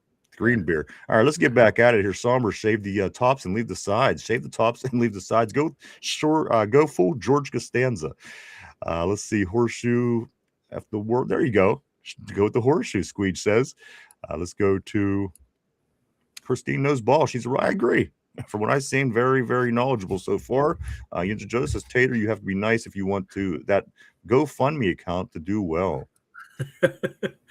Also, Squeege says that should be a trivia question. If it's true, which Steeler had a hair square on the back of his head? That would be a good question. Would be a very good trivia. Corey says this, and don't drink that. He says Carson Beck is the only student that could pay attention to 2 classes at once. Should have graduated in half the time. Why the hell has he been there for 10 years? Joe said someone told me once that if CTE was real or not, but I can't remember. Squeed says, wasn't it Roosevelt Nix that had the single square hair piece? It could have been. Single hair square. And then Mark Malone, I think it was just a big Catholic thing everywhere. A couple other things, Mike, I do want to talk about briefly here. Yes, the San Diego State cornerback Chris Johnson, he was also in town Wednesday, Mike, along with Carson Beck. Those couple visits that are going on. Also, Mike, I do know that Kyle Lewis is going to be talking to the Steelers as well. A lot of things going on, visits going on. But I do want to talk about a couple of things. Other than that, Mike, this was a comment that I'd seen. That's, again, there's certain things that are making me feel good about just the way things are going with our Steelers, Mike. And one is part of this offense, the coaching staff. Having Mike McCarthy, an offensive-minded guy, Mike, it's somebody said that he's simply an expert, explains that the difference between Mike Tomlin and Mike McCarthy in evaluating, preparing, and shaping quarterbacks. So whatever the next step is, Mike, whether it's Aaron Rodgers, whether it's Will Howard, whether it's a free agent, whether it's a draft pick next year, that's something I'm super excited about. The fact that it's just an offensive-minded overall head coach, because my 47 years of life, it's always been defense, which is great, and we need to continue that. Yeah. But to possibly have somebody that has an offensive mind being the person that's there to shape and prepare and get ready that next quarterback, hopefully the next franchise quarterback, our guy, that's encouraging, Mike. You know what I'm saying? Yes, Coach T did a lot of great things. He has the record that he had, but there's just sometimes you feel more comfortable. This guy's worked with Aaron. This guy's worked with Dak Prescott, who certainly looked better through the years that Coach McCarthy was in Dallas. So this reason I'm feeling encouraging, no matter whatever the case may be. Again, I think Aaron Rodgers and Coach McCarthy is going to work very well together because they're friends. They've worked together. They've won Super Bowl together. So whatever the situation is, situations may be for the quarterback this year, Mike, I am feeling better. And I think that all just adds to how I'm feeling about the Steeler team right now. Yes, we've never seen this group of people play a snap together. We've never seen this group of coaches coach a snap together. But things are feeling nice. There's nothing really that's coming along the path that you're like, well, that's it. That's it. We're screwed. This is going to be a problem. We're fixing the little problems. We're filling the holes. And again, some of those things, Mike, that maybe we might have been deficient on as far as gameplay, you could see it changing because, again, an offensive-minded coach could come in and make those adjustments with the offense. And, again, no surprise that we need help with our offense. Yeah, and I think it's going to turn out to be a really good hire. It's like we've been talking about, his offenses are still ran throughout the NFL. The concepts are still being used, especially down in Dallas. It's more or less a carbon copy of what he ran down there. And I like that it's not an outdated offense. And that's a big plus right there. And, it's nice to have a head coach who's more in tune with the offensive side of the ball. And that way they can deal with the quarterback more one-on-one, not having to go through an offensive coordinator or quarterback coach. And to get more or less everyone on like the same page and the ideals. You both offensive guys, you see the game the same way for the most part, or similar, because you're more in tune with the defensive side. You're looking on ways to stop it, not how to exploit it. So I like that relationship right there. I think that's going to work great. And Aaron Rodgers wasn't a finished product when he came in. Mike McCarthy helped groom him and shape him. So that gives me confidence if they like anything that they see in Will Howard. McCarthy and his coaching staff should be able to mold him into the way they want him to be into a pro. I think it's a great hire all around. And we have all the talent on the defense. Hopefully the new coaching staff on that side of the ball can get it done. But this offensive side, this is where I'm really excited to see. Because, that's what's been holding us back ever since Ben blew out his elbow has been the offense. This should be the year. There should be a big breakout. We got 2 top flight receivers. You got two really good tight ends, two really good running backs, a young and improving offensive line, and supposedly a veteran quarterback who can still run a pro offense. This offense should be a top of the league offense, not top of the charts, but easily top 15th offense. That should be where their floor should be a top 15 offense in the league. And they were saying our defense was going to be historic last year. I know, but yeah, So- I'm putting some high expectations on this offense, man.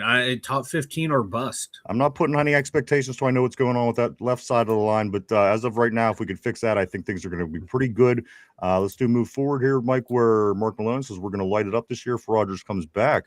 Tortilla says Beck has double vision. Corey says I don't know how Carson had an interview. He failed the role of interviewing. Make direct eye contact. Don't look around the room and face forward. Poor guy was born behind the 8 ball. He probably has to sit and look like this, turn off to the side. More than likely. Let's see. Mark Malone says just need a slot wide receiver and a left guard. Mark Malone follows it up by saying maybe draft a gigantic Miami left tackle for competition for Cook. We like him, Mike. I know that we talked to him early. Markel Bell, yeah. I got to go back and watch some more stuff on him. Like someone that big, like is he going to be athletic enough on if they want to put him on the left side to deal with the athletes at the pro level? At the college level, right side and move Fatano to the left. Over, yeah. Let's go to right here. Corey, don't drink that saying this. Might get Mark Malone. I don't care at this point. I just want the quarterback talk to be over. Feels like we're spending half of our offseason since Ben left waiting for the answer to walk through the door. I agree. I agree. And, we all knew this was coming. Life after Ben. We've been saying it for years. And here it is. Here's the harsh reality. This is life after Ben. Mark Malone, they won't say anything till after the draft. Top 15 or bust, Somber says. And Somber also says Markel Bell is ass. He just big. I'm like, one thing I do want to talk about here briefly as we're at that point in the show. Again, don't take off today, anybody. I got something fun and coming up here on the show. It's going to be a blast. It's just hang out. It's going to be a lot of fun. Let me tell you this real quick, though, Mike. This is what is going on. Both the Cleveland Browns and the Steelers, the Cleveland Browns and the Steelers, Mike, they are making some news these days because they both let me read it to you. The NFL announced on Wednesday that the Cleveland Browns and the Steelers have both submitted rule change proposals to be considered at the annual league meeting in 2 weeks. Guys, the Browns are proposing that the teams be allowed to trade draft picks 5 years into the future. I believe it's at 3 right now. Yeah. There it is, rather than just 3. Cleveland is arguing that such a rule change would lead to a more active trade market and greater roster flexibility. That is what the Browns are proposing for the meeting here in a couple of weeks, the big NFL meeting. And the Steelers, of course, they are proposing this. The Steelers want to make permanent changes. A permanent change that was implemented last season that permits teams to have one video or phone call with no more than 5 prospective unrestricted free agents during the 2-day negotiation period, the tampering period, if you will. The rule change would also permit clubs to make travel arrangements with such players upon agreeing on terms on a deal. Changes need the NFL changes. Submissions need to be approved by 24 of the 32 teams, Mike. The annual NFL League meeting will take place March 29th to April 1st in Phoenix, Arizona. This would directly relate back to what happened with the guy from Dallas, what the Steelers are proposing, correct? No, because he was still he was a restricted free agent, so you have to wait until the actual. I see. What this would take effect is because this year is a trial run that they did that the Steelers proposed is you're actually able to have to talk directly to the players. Before you had to go through the agents now, so like up to 5, you can have a phone call or video conference with. Before you weren't allowed to have that. This was the first year you were able to do anything like this. They did it as a temporary trial basis, and now the Steelers wanted to go forward. And so it's telling me that the Steelers took advantage of this to talk one-on-one to players to help get the guys that they got probably early. And I'm all for it, man. It's not going to hurt anyone. Everyone knows the tampering's going on. You're just, you had to go through the agents. Now you can talk to 5 players. That's not too much, not too little. It's a perfect win-win for both sides. I like that, and it kind of gives the players an idea of like a quick little or a better understanding of the situation that they're going to go into. Maybe if the Raiders would have did this with Max Crosby, they wouldn't have had the whole situation that went down. I think this is nothing but for the best for the league and for the players. It should streamline the whole free agency period. So there you go. Those proposals, Mike, they will be up for the beginning of the month as March does round out into April. A lot going on in the NFL as, of course, the season doesn't end. NFL goes all year round. You know what we're here for, baby. We do it all year. Let me grab a couple more messages here, Mike, and we are going to get into some stuff. We have a couple things that we're going to do here today. Got some special plans, so do stick around, everybody. A lot still to go down today. Let me jump on the board right here to where Somber says Markel Bell is ass. He's just big. Follows that up by saying gets beat inside just like Broderick. Mike, we don't need that anymore. We don't need anybody else that's like Broderick. No, we don't. Let's go to Kenneth. Kenneth Jones says this: the mistake was always to always expect the defense to carry and cover for the offense. And you know what? Unfortunately, that's kind of been the case for the Steelers for decades. I mean, there's pockets of time, Mike, where the offense looks good, certainly in the Ben era. But the Steelers always kind of depend on that defense. And, it wouldn't hurt to get some of that offense help back, Mike, because it was a lot of fun watching the offense play whenever Ben was here. Oh, yeah, it was. Just watching him sling the ball around and run around like a maniac back there. It was fun. I miss it. Mark Malone says the Browns are innovators when it comes to how to ruin a franchise or how to run. Exactly. Only the Browns, they would be the franchise to go, hey, man, can we give up more picks for a quarterback that's going to be sued for, sexual harassment? They would have given the Texans 5 first-round draft picks if they could have. Tortilla says this: the Browns want more teams to be asked for longer like that. Exactly. If everybody else could drop down, then they'll do better. And Cleveland are always up to something, Mike. They are, and it's never good. Corey says this: don't drink that. At Kenneth, up and scooted on me right here. It's around here somewhere.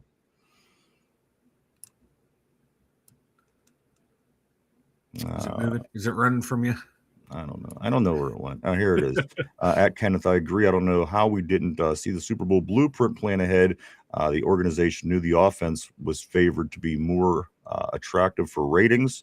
Kenneth says this: we should get Vega or the Oregon guard at 21 or 53. I think that's certainly in play, Kenny. I do at this point. Again, if anything changes between now and in 35 days from now, that could be different. But I think that those two players are very much in play, depending. And I think going after the guard from Penn State might maybe first round, and then grabbing your wide receiver still at a high profile guy, even in the second round, grab him in the second. That's just how it feels to me. I could be wrong. I could be off. But let's go to Corey. Yeah, good. See, this right now, all the vibes were pointing towards O-line this year. The way the vibes were starting to point towards D-line last year. It just has that feeling, boys. I agree. Let's go to right here where Corey says this: Mike, they knew the best teams didn't overpay defenses. They knew the successful offenses were spreading defenses open to score points. I don't know why this team had to be so stubborn. And finally, John, Steeler Freak says this: Rooney is rich. Rich people are never wrong. He will just run the team his way, just like Jerry Jones. Run it right into the ground. Mm-hmm. And finally, Mike, Sean Lee, of course, from right here in Western Pennsylvania, the great linebacker from Dallas, Mike. He says the Steelers are in good hands with Mike McCarthy. Now, it's not just a guy that played for Mike. Again, Mike, from right here in Pittsburgh, Sean Lee saying Mike McCarthy, Steelers are in good hands. I, as an lifelong Indiana Hoosier fan, Sean Lee is a legend. We watched him from afar. Sean Lee was great. He would have had a borderline Hall of Fame career if his knees did not keep blowing out on him. He was a great linebacker, and I trust his opinion. One more thing, Mike, I do want to say Tyson Bagent, is that how you pronounce the guy's name? Everyone's Tyson been bringing Baggett. up in Yeah. talking about a possible depth at quarterback. Mike, I had never paid much attention to it till this morning when I realized that his nickname would be Teabag. Now I am 100% in on Tyson Baggett at this point, Mike, to be our third string quarterback or any backup quarterback, just because I know his name is Teabag. Would be wonderful for this show. I would have nothing but fun, Mike, with having some teabag action this season. You have fun with your with your little tea bag. I don't know, is Tater still in the house? I don't even know if he's still here. A couple things, guys. Go ahead. Tater, are you here? Respond, please, Tater. Sign of life, Tater. Tater, can you hear me? Do you need my assistance, Tater? Teabag Teabagette. John is saying. RB on the board is saying this. There is more nuisance in coach offense than defense, so it's easier to have an offensive coach who says, "I'll run the O, and let the D coordinator handle the D," than the other way around. He went straight from teabag to handling the D, but. All right, never mind. Let me continue. Corey says this. Mike, be honest. How many hours do you spend after the show looking up Indiana highlights to catch up since you dropped Penn State? I don't know what you're talking about. I was never a Penn State fan. I'm a lifelong Indiana Hoosier fan. I have to watch Penn State highlights to keep up the stick, man. Penn State, ugh. RB says, especially when said head coach is an egomaniac and a control freak. Mike, let's do something today. I want to have a little fun. It's Thursday. It's Throwback Thursday. And the only reason I'm making a point to say that is because I want to bring back, Mike, this was a bit that we did about a year ago. It was a fan favorite, if you will. So just give me a moment as we prepare to get ready for this bit. And this is going to...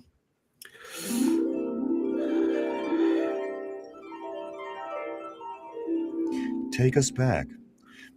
So as many people may wonder, why is Mike so angry? I often wonder this myself as I try to figure out the answers. There's many times that I'm stuck scratching my head. Why is he so angry? Why does he start yelling? Why does he flip out the way that he does? And after lots and lots of thinking and construing and studying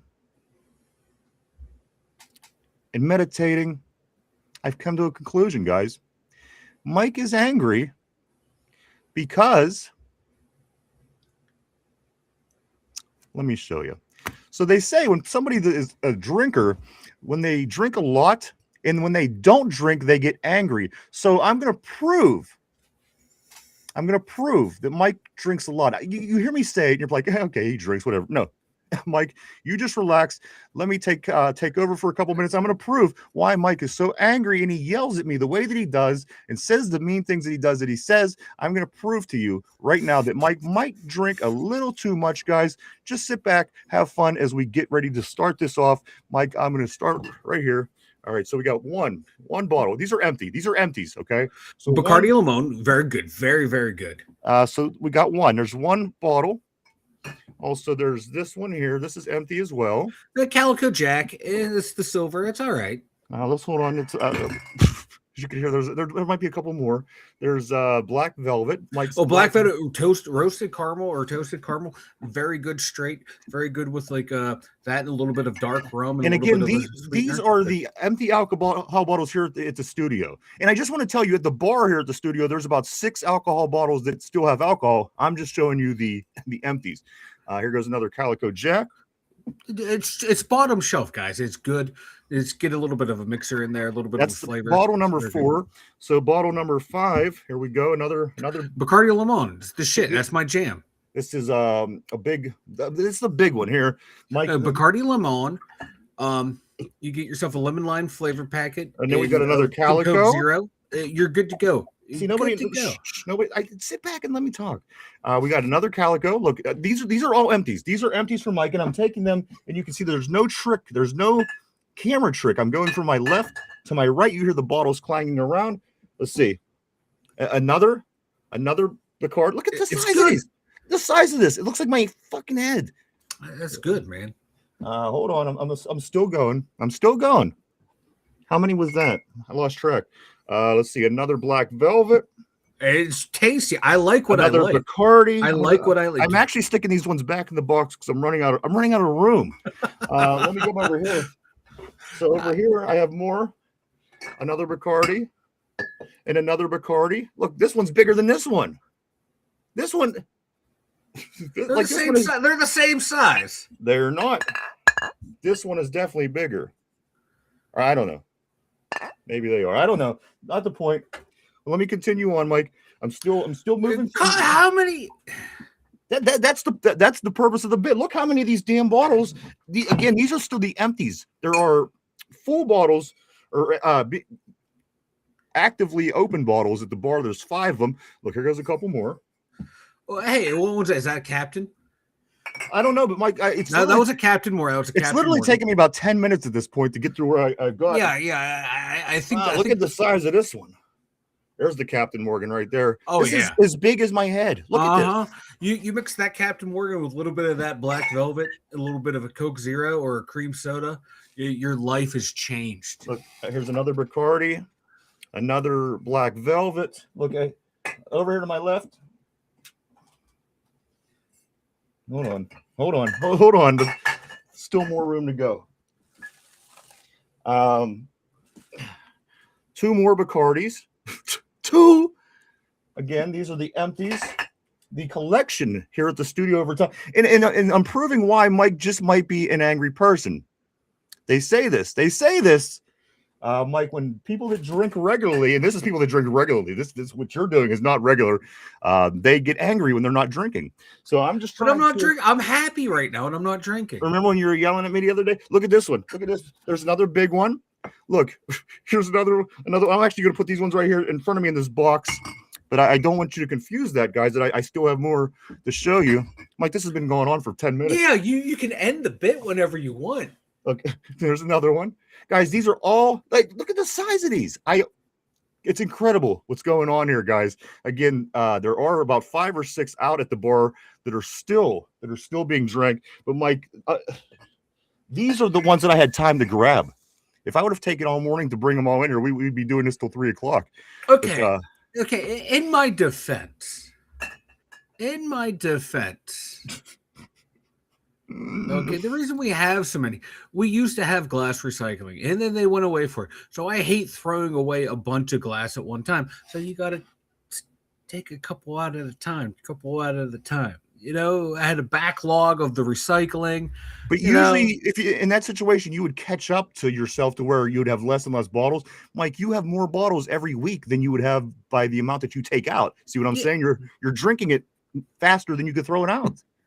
You're drinking it faster than you. You say that like that's a no. The reason thing. I'm saying that is because I'm just proving why you were so angry. I think people probably wonder this, so I'm doing my due diligence, Mike, to show everybody why you are. You're just showing people that I love to have a good time. Such an angry person, and if you ever wonder why, he there it is, guys. Again, I didn't even count. I'm like, I don't even know if I could count as high as okay, you probably pulled out about 20 bottles. At least there's at least 30 bottles. Hey, in my defense, I'm not the only one drinking that. At least 30 bottles is what I pulled out of there. I'm not the only one drinking that. Okay? Maybe I'll get the rest of them for tomorrow, but you wouldn't believe the amount of bottles me and someone else drink at the same time. Like you and 53 people shouldn't have been able to drink that much. But again, I'm not gonna lie. I love to drink. I love the taste. Listen, I love how it makes me feel. That's not even the debate. The debate is why you're so angry, and like the science, because you're the big science guy. The science is telling me that this is why you're angry, because when you're not drinking, the science tell me is the lack of sleep I have. No, because I work that third shift, and I come home, then I gotta go. Listen, I could promise you, and I could prove to you that that's not the case, because Mike is he has certain buttons. Certain words trigger him. Yeah. Certain words trigger you. And again, like when you're angry because you're not having your alcohol, this is when that happens. This is when it happens every time. What are you going to say for yourself? I think the evidence is out there that Big Sexy, aka Vanilla Thunder, likes to drink and have a good fun time. And when he can't have a fun time, he gets a little twitchy. There you go. I do want to say what's up to where did he go? I swear I just see him. Dude, there he is. What's up, dude? Always great What up, seeing dude? dude on terrible board. He says, what's up, fellas? Afternoon. Let's see. Mark Malone says 1.75 liters the last 2 days. Not at this Okay, place. so do the math. Do the math. 2 days. I can I'll plow right through them, maybe. He says maybe 3. No tequila. I took 007. No tequila, Mike. You're not a tequila guy? I'm not a tequila guy. No, like I'll drink it, but I'm not. I like my rums. I like rum. I find something that I can drink steadily, to where I wake up in the morning and I don't feel like I want to jump off a bridge. RB says, okay, we're going after RB. Don't drink that. So the answer is 4. Got it. Tortilla says Mike never drinks. Tortilla follows it up by saying Mike's never been angry before in his life. Thank you. See, Tortilla, this is why you're number 1 on the friend list. Tyrone says Tater's cleaning up his couch. And where's Christine been? Damn it, I don't know what I'm going to do with him, but if he scares any more people out of here, he gets all creepy with people early, and if it's a female, they don't know what to think. Kill him. I'm sorry, I started reading ahead on the draft. The head of the draft? Or reading ahead on the board. Head of the draft. See, that's what you do to me. Head of the draft. Let's go to. See, now I can't get angry at you now because I'm like, ooh, someone didn't have their cheeky poo. Let's see. Steeler Freak. This says this. John says Arthur Modes has a chick on his podcast with bigger tits than Derp. I'm jealous. I truly am jealous. We pride ourselves on having the biggest titties on the show. Mark Malone says if you can't drink while you're at work, is the job even worth having? Thank you. I don't know. You don't drink at your real job, so I don't know, Mike. I it's not making sense to me. The only thing that makes sense to me is you're angry because you're not drinking right now. But I'm never angry at my job, and I can't say that. Damn it. Let's go to. We did grab a couple of these. Let me jump up to Vegas. It's 86, and we have an excessive heat warning. We had excessive wind the other day. My God, we had the warnings. And that, like, I don't know. I still think people have their power still out. People didn't have power for like all weekend last week. Dude, there were like trees all over the place. It was nuts. Corey says this. He says Mike strikes me as a mad dog guy. In my high school days, yeah. Let's go to John. John says Mike is a booze connoisseur. Leave him alone. Thank you. Don't drink that. Who hurt you, Mike?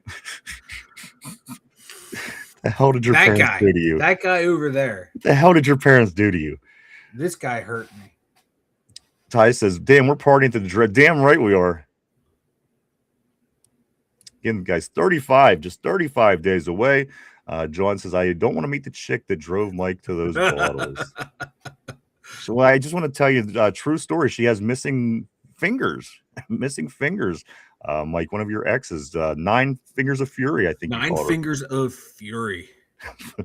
That might have been her. Ryan needs to grab a Duke. And I do want to say this while you are mentioning that, Tortilla. If you're looking for a drink too, you see the Mike guy, he certainly takes an edge off. It's a pretty big edge. But if you want to take an edge off yourself, do stop and grab yourself some Duquesne Pilsner, guys. Available in 6-packs and 12-packs at Giant Eagle now and in wherever cases are sold. Mike, the people at Duquesne Pilsner go out of their way to help us and help promote with us and do all kind of stuff. We couldn't appreciate it more. Show them some love. Even if you don't drink, swing over to their social media, follow them, like them, all those kind of things, guys.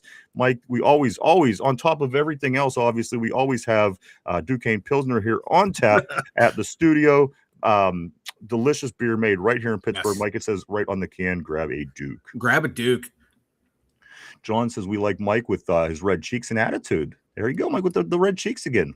Mm-hmm. He's like, please just brush over this one. Let's go to Mark Malone. He doesn't like hearing about the great secondary master. I know that. Also, John says, don't take the bait, Mike. Stay strong, Tyrone is saying. Vegas says Vanilla Thunder was a pet tequila, has a pet tequila in his shirt pocket. That might be my favorite comment ever. That is great. Yinzer Joe says the Browns still fighting to give 5 first picks from the future for Watson. They're insane. What's going on over there? Vegas says he better not drink at his job. He works at a sperm bank. Sometimes you got to sample the product. I would think that the sperm bank would be good to drink alcohol if you did work at the sperm bank, because you'd be more revved up, right? I don't know. Yeah, you'd be ready to go. I do want to say what's up to Kimoni. Welcome to the Terrible Board. Welcome to the show. I apologize if I'm messing up your name. He says my mom's missing fingers. We'll keep her away from Mike. That's all I have to say. I have a type. He has a type. Let's go. Are you an ass man? You're a breast man? Nah, I'm a finger guy. He's a lack of finger guy. Let's go to Corey. He says Ryan is the master of the segue. He knows exactly when to change the subject. Laughed my ass off. Corey, John. John says the definition of a California tater chip: when Derpy peels off his dried hot rope nut, shoots from a vinyl couch, and makes Peaches eat it. Oh.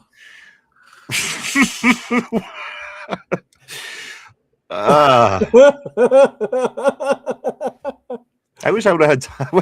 I wish I would have pre-read that one. Every once in a while, I get a little time to pre-read. You just see him peeling it off. Good here, baby. Eat that. Let's go to that's the California tater. What is it? The California tater tot. The California tater chip. The California tater chip. Let's go to Tyrone. Jesus fucking Christ, Mark Malone. He says, no drinking on the job, Mike. Tortilla says he used to go by just Thunder before he got the job at the bank. I like that. Let's go right here to Vegas. Vegas says, do they make gloves for folks with missing digits? If they don't, that should definitely be some kind of discrimination shit.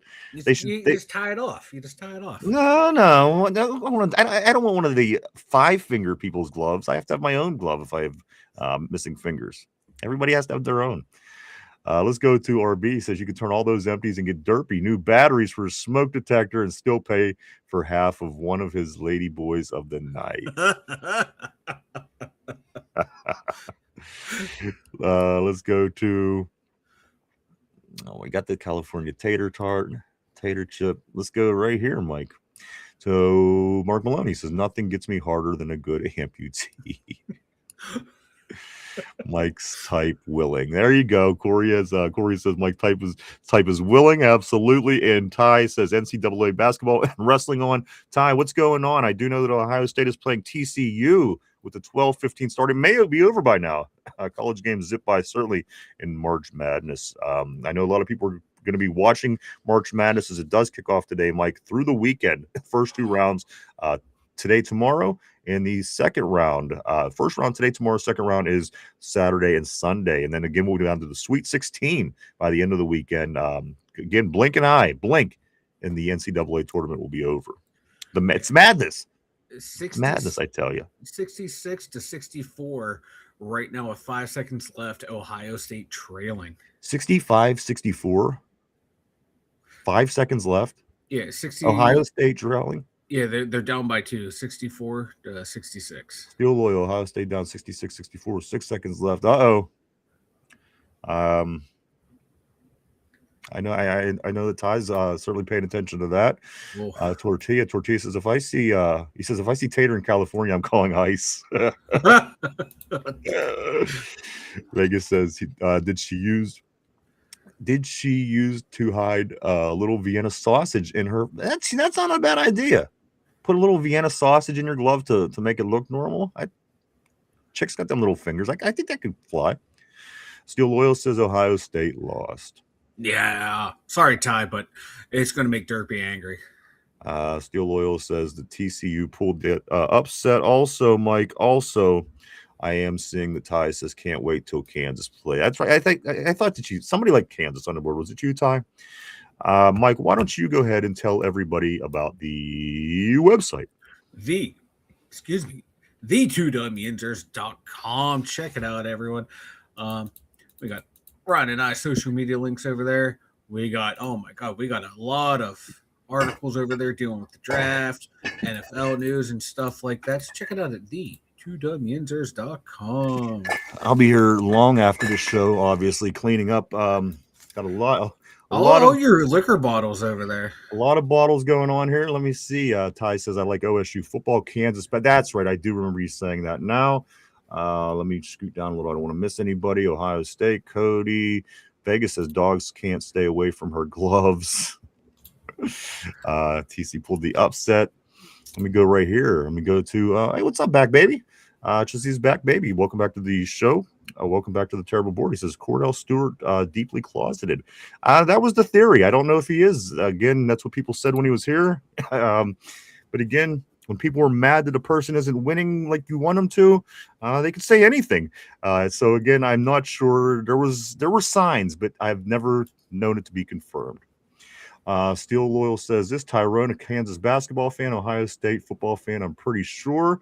That's what I thought it was. I knew there was some kind of a difference between the two sports. Tortilla, I just busted all over my board. I mean, busted my board. My board busted. Mike got the website up on the board. Do go check it out, guys. A lot of cool things over there. Mike has been putting a lot of work into it, especially over the past couple of months. He's entirely changed it. He went with a whole new format on the website. A lot of stuff. His Monday mock draft picks, also a lot of articles and cool things written by the newest members of the crew, Chop and RB. Go check it out at www.the2dumyinzers.com. That's www.the2dumyinzers.com. Vegas says Arthur Smith already costing them games. Arthur Smith's costing the basketball team. Like, Corey says this Vegas. I was thinking the same thing.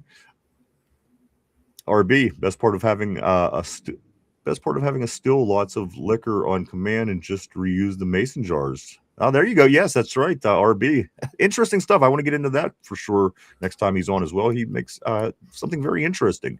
We do know. RB also, he says no clutter. Steel Loyal says the FedEx NIL deal didn't help. Guys, the question of the day. It's going to kind of be related to yesterday. Before you get worried, I'm going to remind you. Yesterday, the question of the day, of course, we found out Sebastian Joseph Day's new number was going to be 69. That was the question. The answer was Kevin Dotson. I said, who was the last player to wear 69 as a Steeler in a game? That's going to bring us to today's question. We're going to stay with the 69 theme. Guys, here we go. Question of the day. Put on your thinking caps, Mike. Everybody at home, everybody on the board. Here's the question of the day.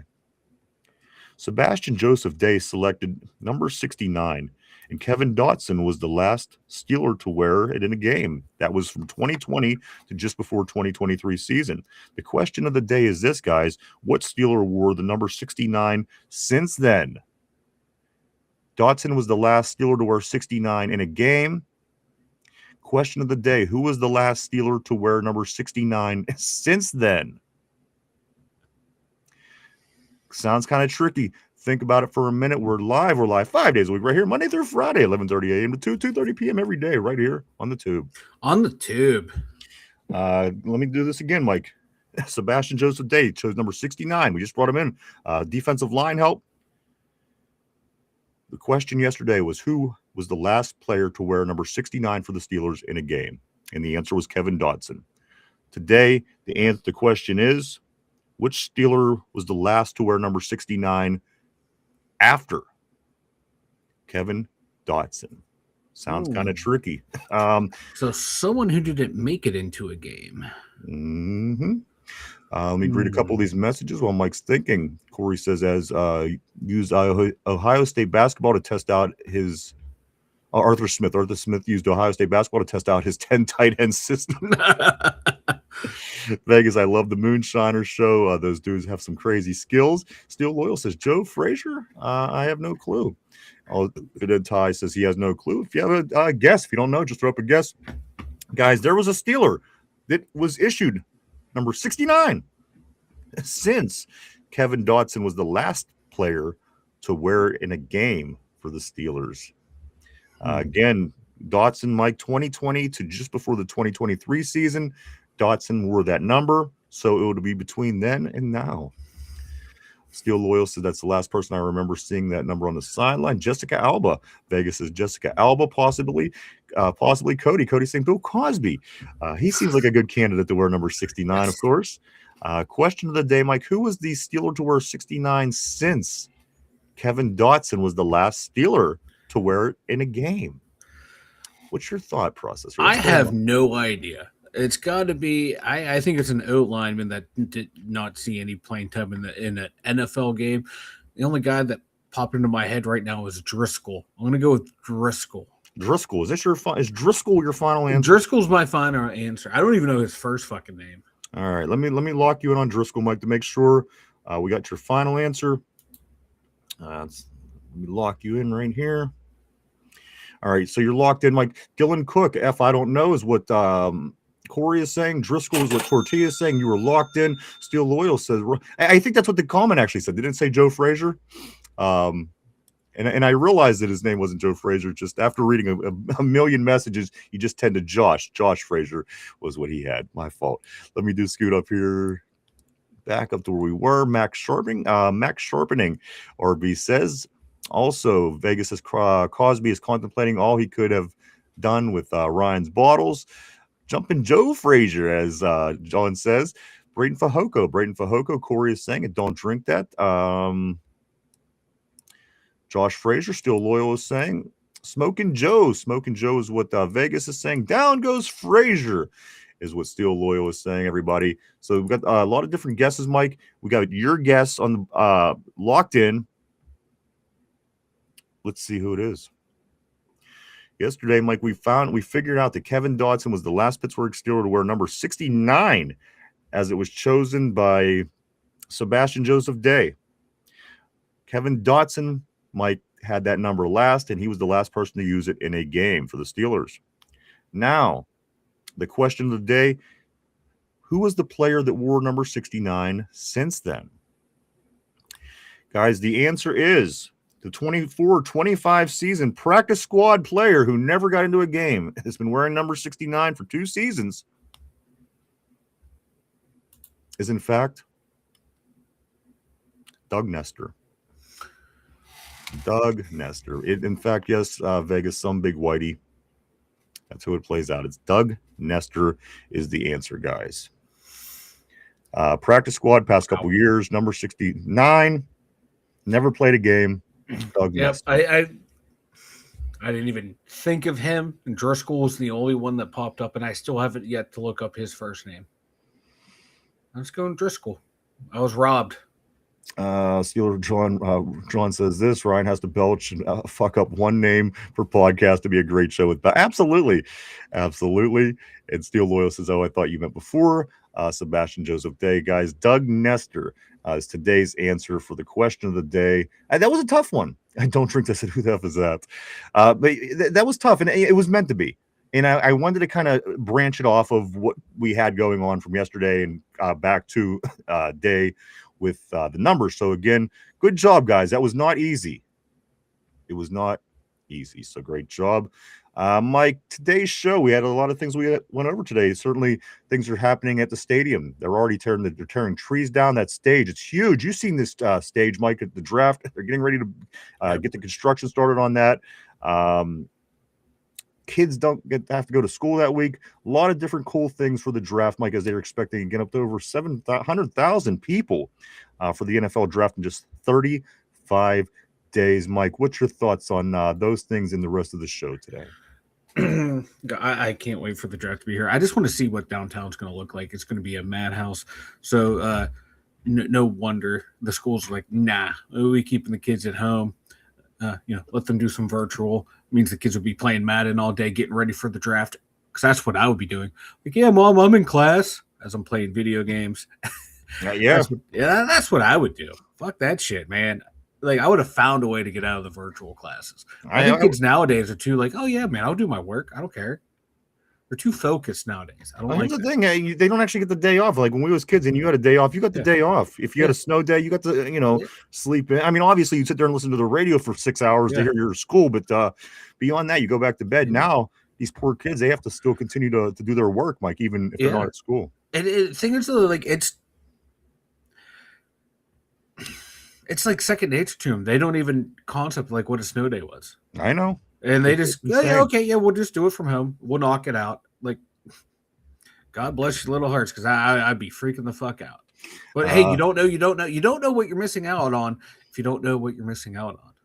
Let's go to Cody. He says Dixie Normus. Dixie Normus. Also, Tortilla can't wait for Howard and Nestor to take the NFL by storm. Tyrone, great show, guys. Thank you, sir. We appreciate that. And thank you. Mark Malone, we skipped school all the time and got away with it. Cody's keeps bringing it with the names. Maya Dixoner. Mark Malone stole our parents' cars at night when we were 12. Mike Roch. Also Mike. And let me jump in one real quick here while I have it, just because I have it near me. Let's throw one up as well. If it would let us, maybe it's not going to let me. Sometimes it gives me problems, Mike. So I'm going to hold up on that. Mike Roch is good. Also, that is from Steel Loyal. See, right now would be a nice time for this to let me actually use my button, and it would be perfect, but doesn't look like it's going to happen that way for me. Unfortunately, Mike, let me also say these things. I do want to say, if you haven't had a chance, go check us out on our social media, guys. We are all over the place. You can check us out at Facebook, X, formerly known as Twitter, Instagram, Threads, and even TikTok. Swing by, keep up with what the two Dum Yinzers are up to on a day-to-day basis. Also, Mike, if you haven't had it, Mike, if you haven't had a chance yet, guys, do hit the like button down below. Hit the like, sub, share, even leave a comment. It all helps in the algorithm, guys. Thank you so much. We greatly appreciate it. Thank you. I think it was Bend Over. Is what Corey is saying. Steel Loyal saying no, it was Barry McCockiner. Barry McCockiner. Lou Sassel also is in the house too. I think I've seen. And for whatever reason, Mike, it's just not letting your button work. I had this button prepared for the situation, but look, 3, 4, 5, 6, whatever reason, it's not letting me work. Vegas says this. Dick Vitale complimented Charles Barkley's NBA career, and Barkley said basketball is as easy when you have a big ass wiener. That's what Charles Barkley apparently said. Also, Mike, I do want to say this. I want to say thank you to everybody for coming and hanging out and checking us out today. We certainly appreciate each and every one of you. We truly, honestly do. We couldn't do it without you guys. Thank you so much. I want to give a big shout out and big thank you to the Terrible Board. As always, you guys always keep the show interesting, guys. We couldn't thank you enough. Thank you so much. You're the lifeblood of the show. We say it all the time because we mean it. Thank you. Also, I want to say thank you to everybody that's at home. Maybe you're at work, maybe you're at the gym, wherever you may be. If you're listening, if you're watching, we want to thank you too. Thank you so much. Also, we will be back tomorrow at our regular time to do it all over again. Like tomorrow's Friday. And again, once we get into the next week, we're going to be into the 20s when we're talking about the countdown to the NFL draft, like 35 days from right now. So a week from now, next Thursday, we're going to be sitting at 28 days. So that is absolutely insane, as people are going to start piling into our little city to do the NFL draft, Mike, in just 35 days, expecting 700,000 people, probably more, Mike. And this is just people coming from out of town. This isn't even just the people from Pittsburgh they're expecting. So it's going to be packed. Yes. IP Freely, Steeler Freak is saying. Richard Hertz also on the board. I'll take one for the team. Yeah. Thanks for Cody saying thanks for the ride. D's what? Cody, D's what's? Anita Peter, John is saying. Maybe like bounce back. And the thing is, it's not going to be funny anymore. No, it's not. Huh? Yeah, it's really not funny because my machine isn't working. That's really what's pissing me off back here. The never-ending battle between Ryan and technology. It's just great. Film. Oh, there it is. You talk through it the whole time. Would you just shut up for a moment? Would you just shut up for a moment?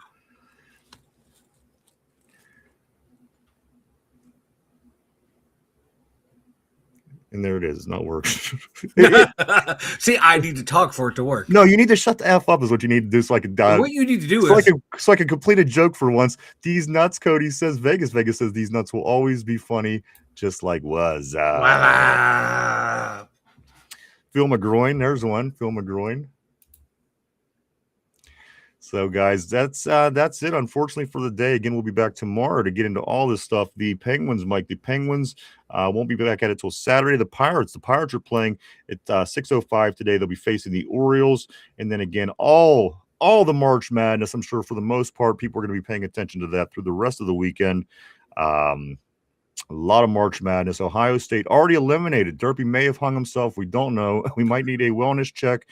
But you know what I was hoping? I was hoping that Ohio State would win so we could give Derpy shit, because every time we give him shit about things like Ohio State's just on a basketball team, I don't care about that. I'm sure he would have cared about it if they would have won. So that's why I was kind of hoping they would have won so we could give them shit for always giving us the I don't care about Ohio State basketball spiel, Mike. Yeah, and I'm going to be sure to go back and check out his live stream for when they lost. That crash out has to be legendary. Let's see, Vanelli, you're the man. Unless you still like Penn State, then it's never on. Like Indiana Hoosier fan, Cody. Born and bred, baby. What rope is Derpy? What rope is holding Derpy? That's a very good question. A very strong one. Cody says this vanilla gonna make Ryan crash out. Vegas says those are better than 6'7". Maybe one of those battle ropes at the gym is what Vegas is saying. Again, guys, thank you so much. It was a great day. It was great seeing everybody. Always great conversation with everybody on the Terrible board. Mike, anything before we get ready to wrap it up? Nah, man, this was yeah, John, I'm right there with you, John. I hope tomorrow we can have a quarterback discussion tomorrow. No. Today was a great show, man. I had a lot of fun, man. It's just been a blast. It's a shame it has to end. Still Loyal says they got Charles Barkley's head shined up for the March Madness day. Cody says I want to see Derpy draft crash out. Yeah, you know what? It was bad last year. Mike, where's the sound clip for it? Hold on. He's saying, can you clip it? You want to hear last year's real quick? I hate everything. I hate everything.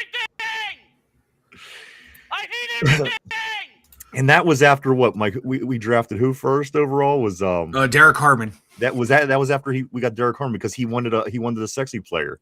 Yeah, he wanted to get one of the receivers from Ohio State. Yeah, and that's Derpy. Everyone from Ohio State he wants. I know, and you're the same way with your Penn State. And it's sickening, but we will see what happens, guys. Again, we want to thank everybody for coming and checking us out, hanging out today. We'll be back tomorrow to wrap this week up, Mike. And again, 35 days from today, the NFL draft does kick off right here in the Berg. Vegas says he's going to fly on the stage like he's going to fly on the stage like Fat Man did the fight back in the day. He's going to fly onto the stage like Fan Man did back in the day. Sandman? Let's see. Let's go to Steel Loyal. Steel Loyal says this. It's okay. We all saw the Bills' reaction to them drafting Josh Allen. Ryan's AI girlfriend calls in sick. You guys, great as always. Mike, one more time. Speak now, forever hold your peace. All right, guys. Thank you so much. We hope that you have a great day. Stay safe. Enjoy some March Madness. Again, we'll talk about that and everything else tomorrow as we wrap up the week in the Friday installment of the show. I want to say this for Jeff Finch, for Derpy, for RB, for Chop, for Mike, myself, the two Dum Yinzers. Have a great Thursday. Stay safe. We'll see you tomorrow. Bye-bye.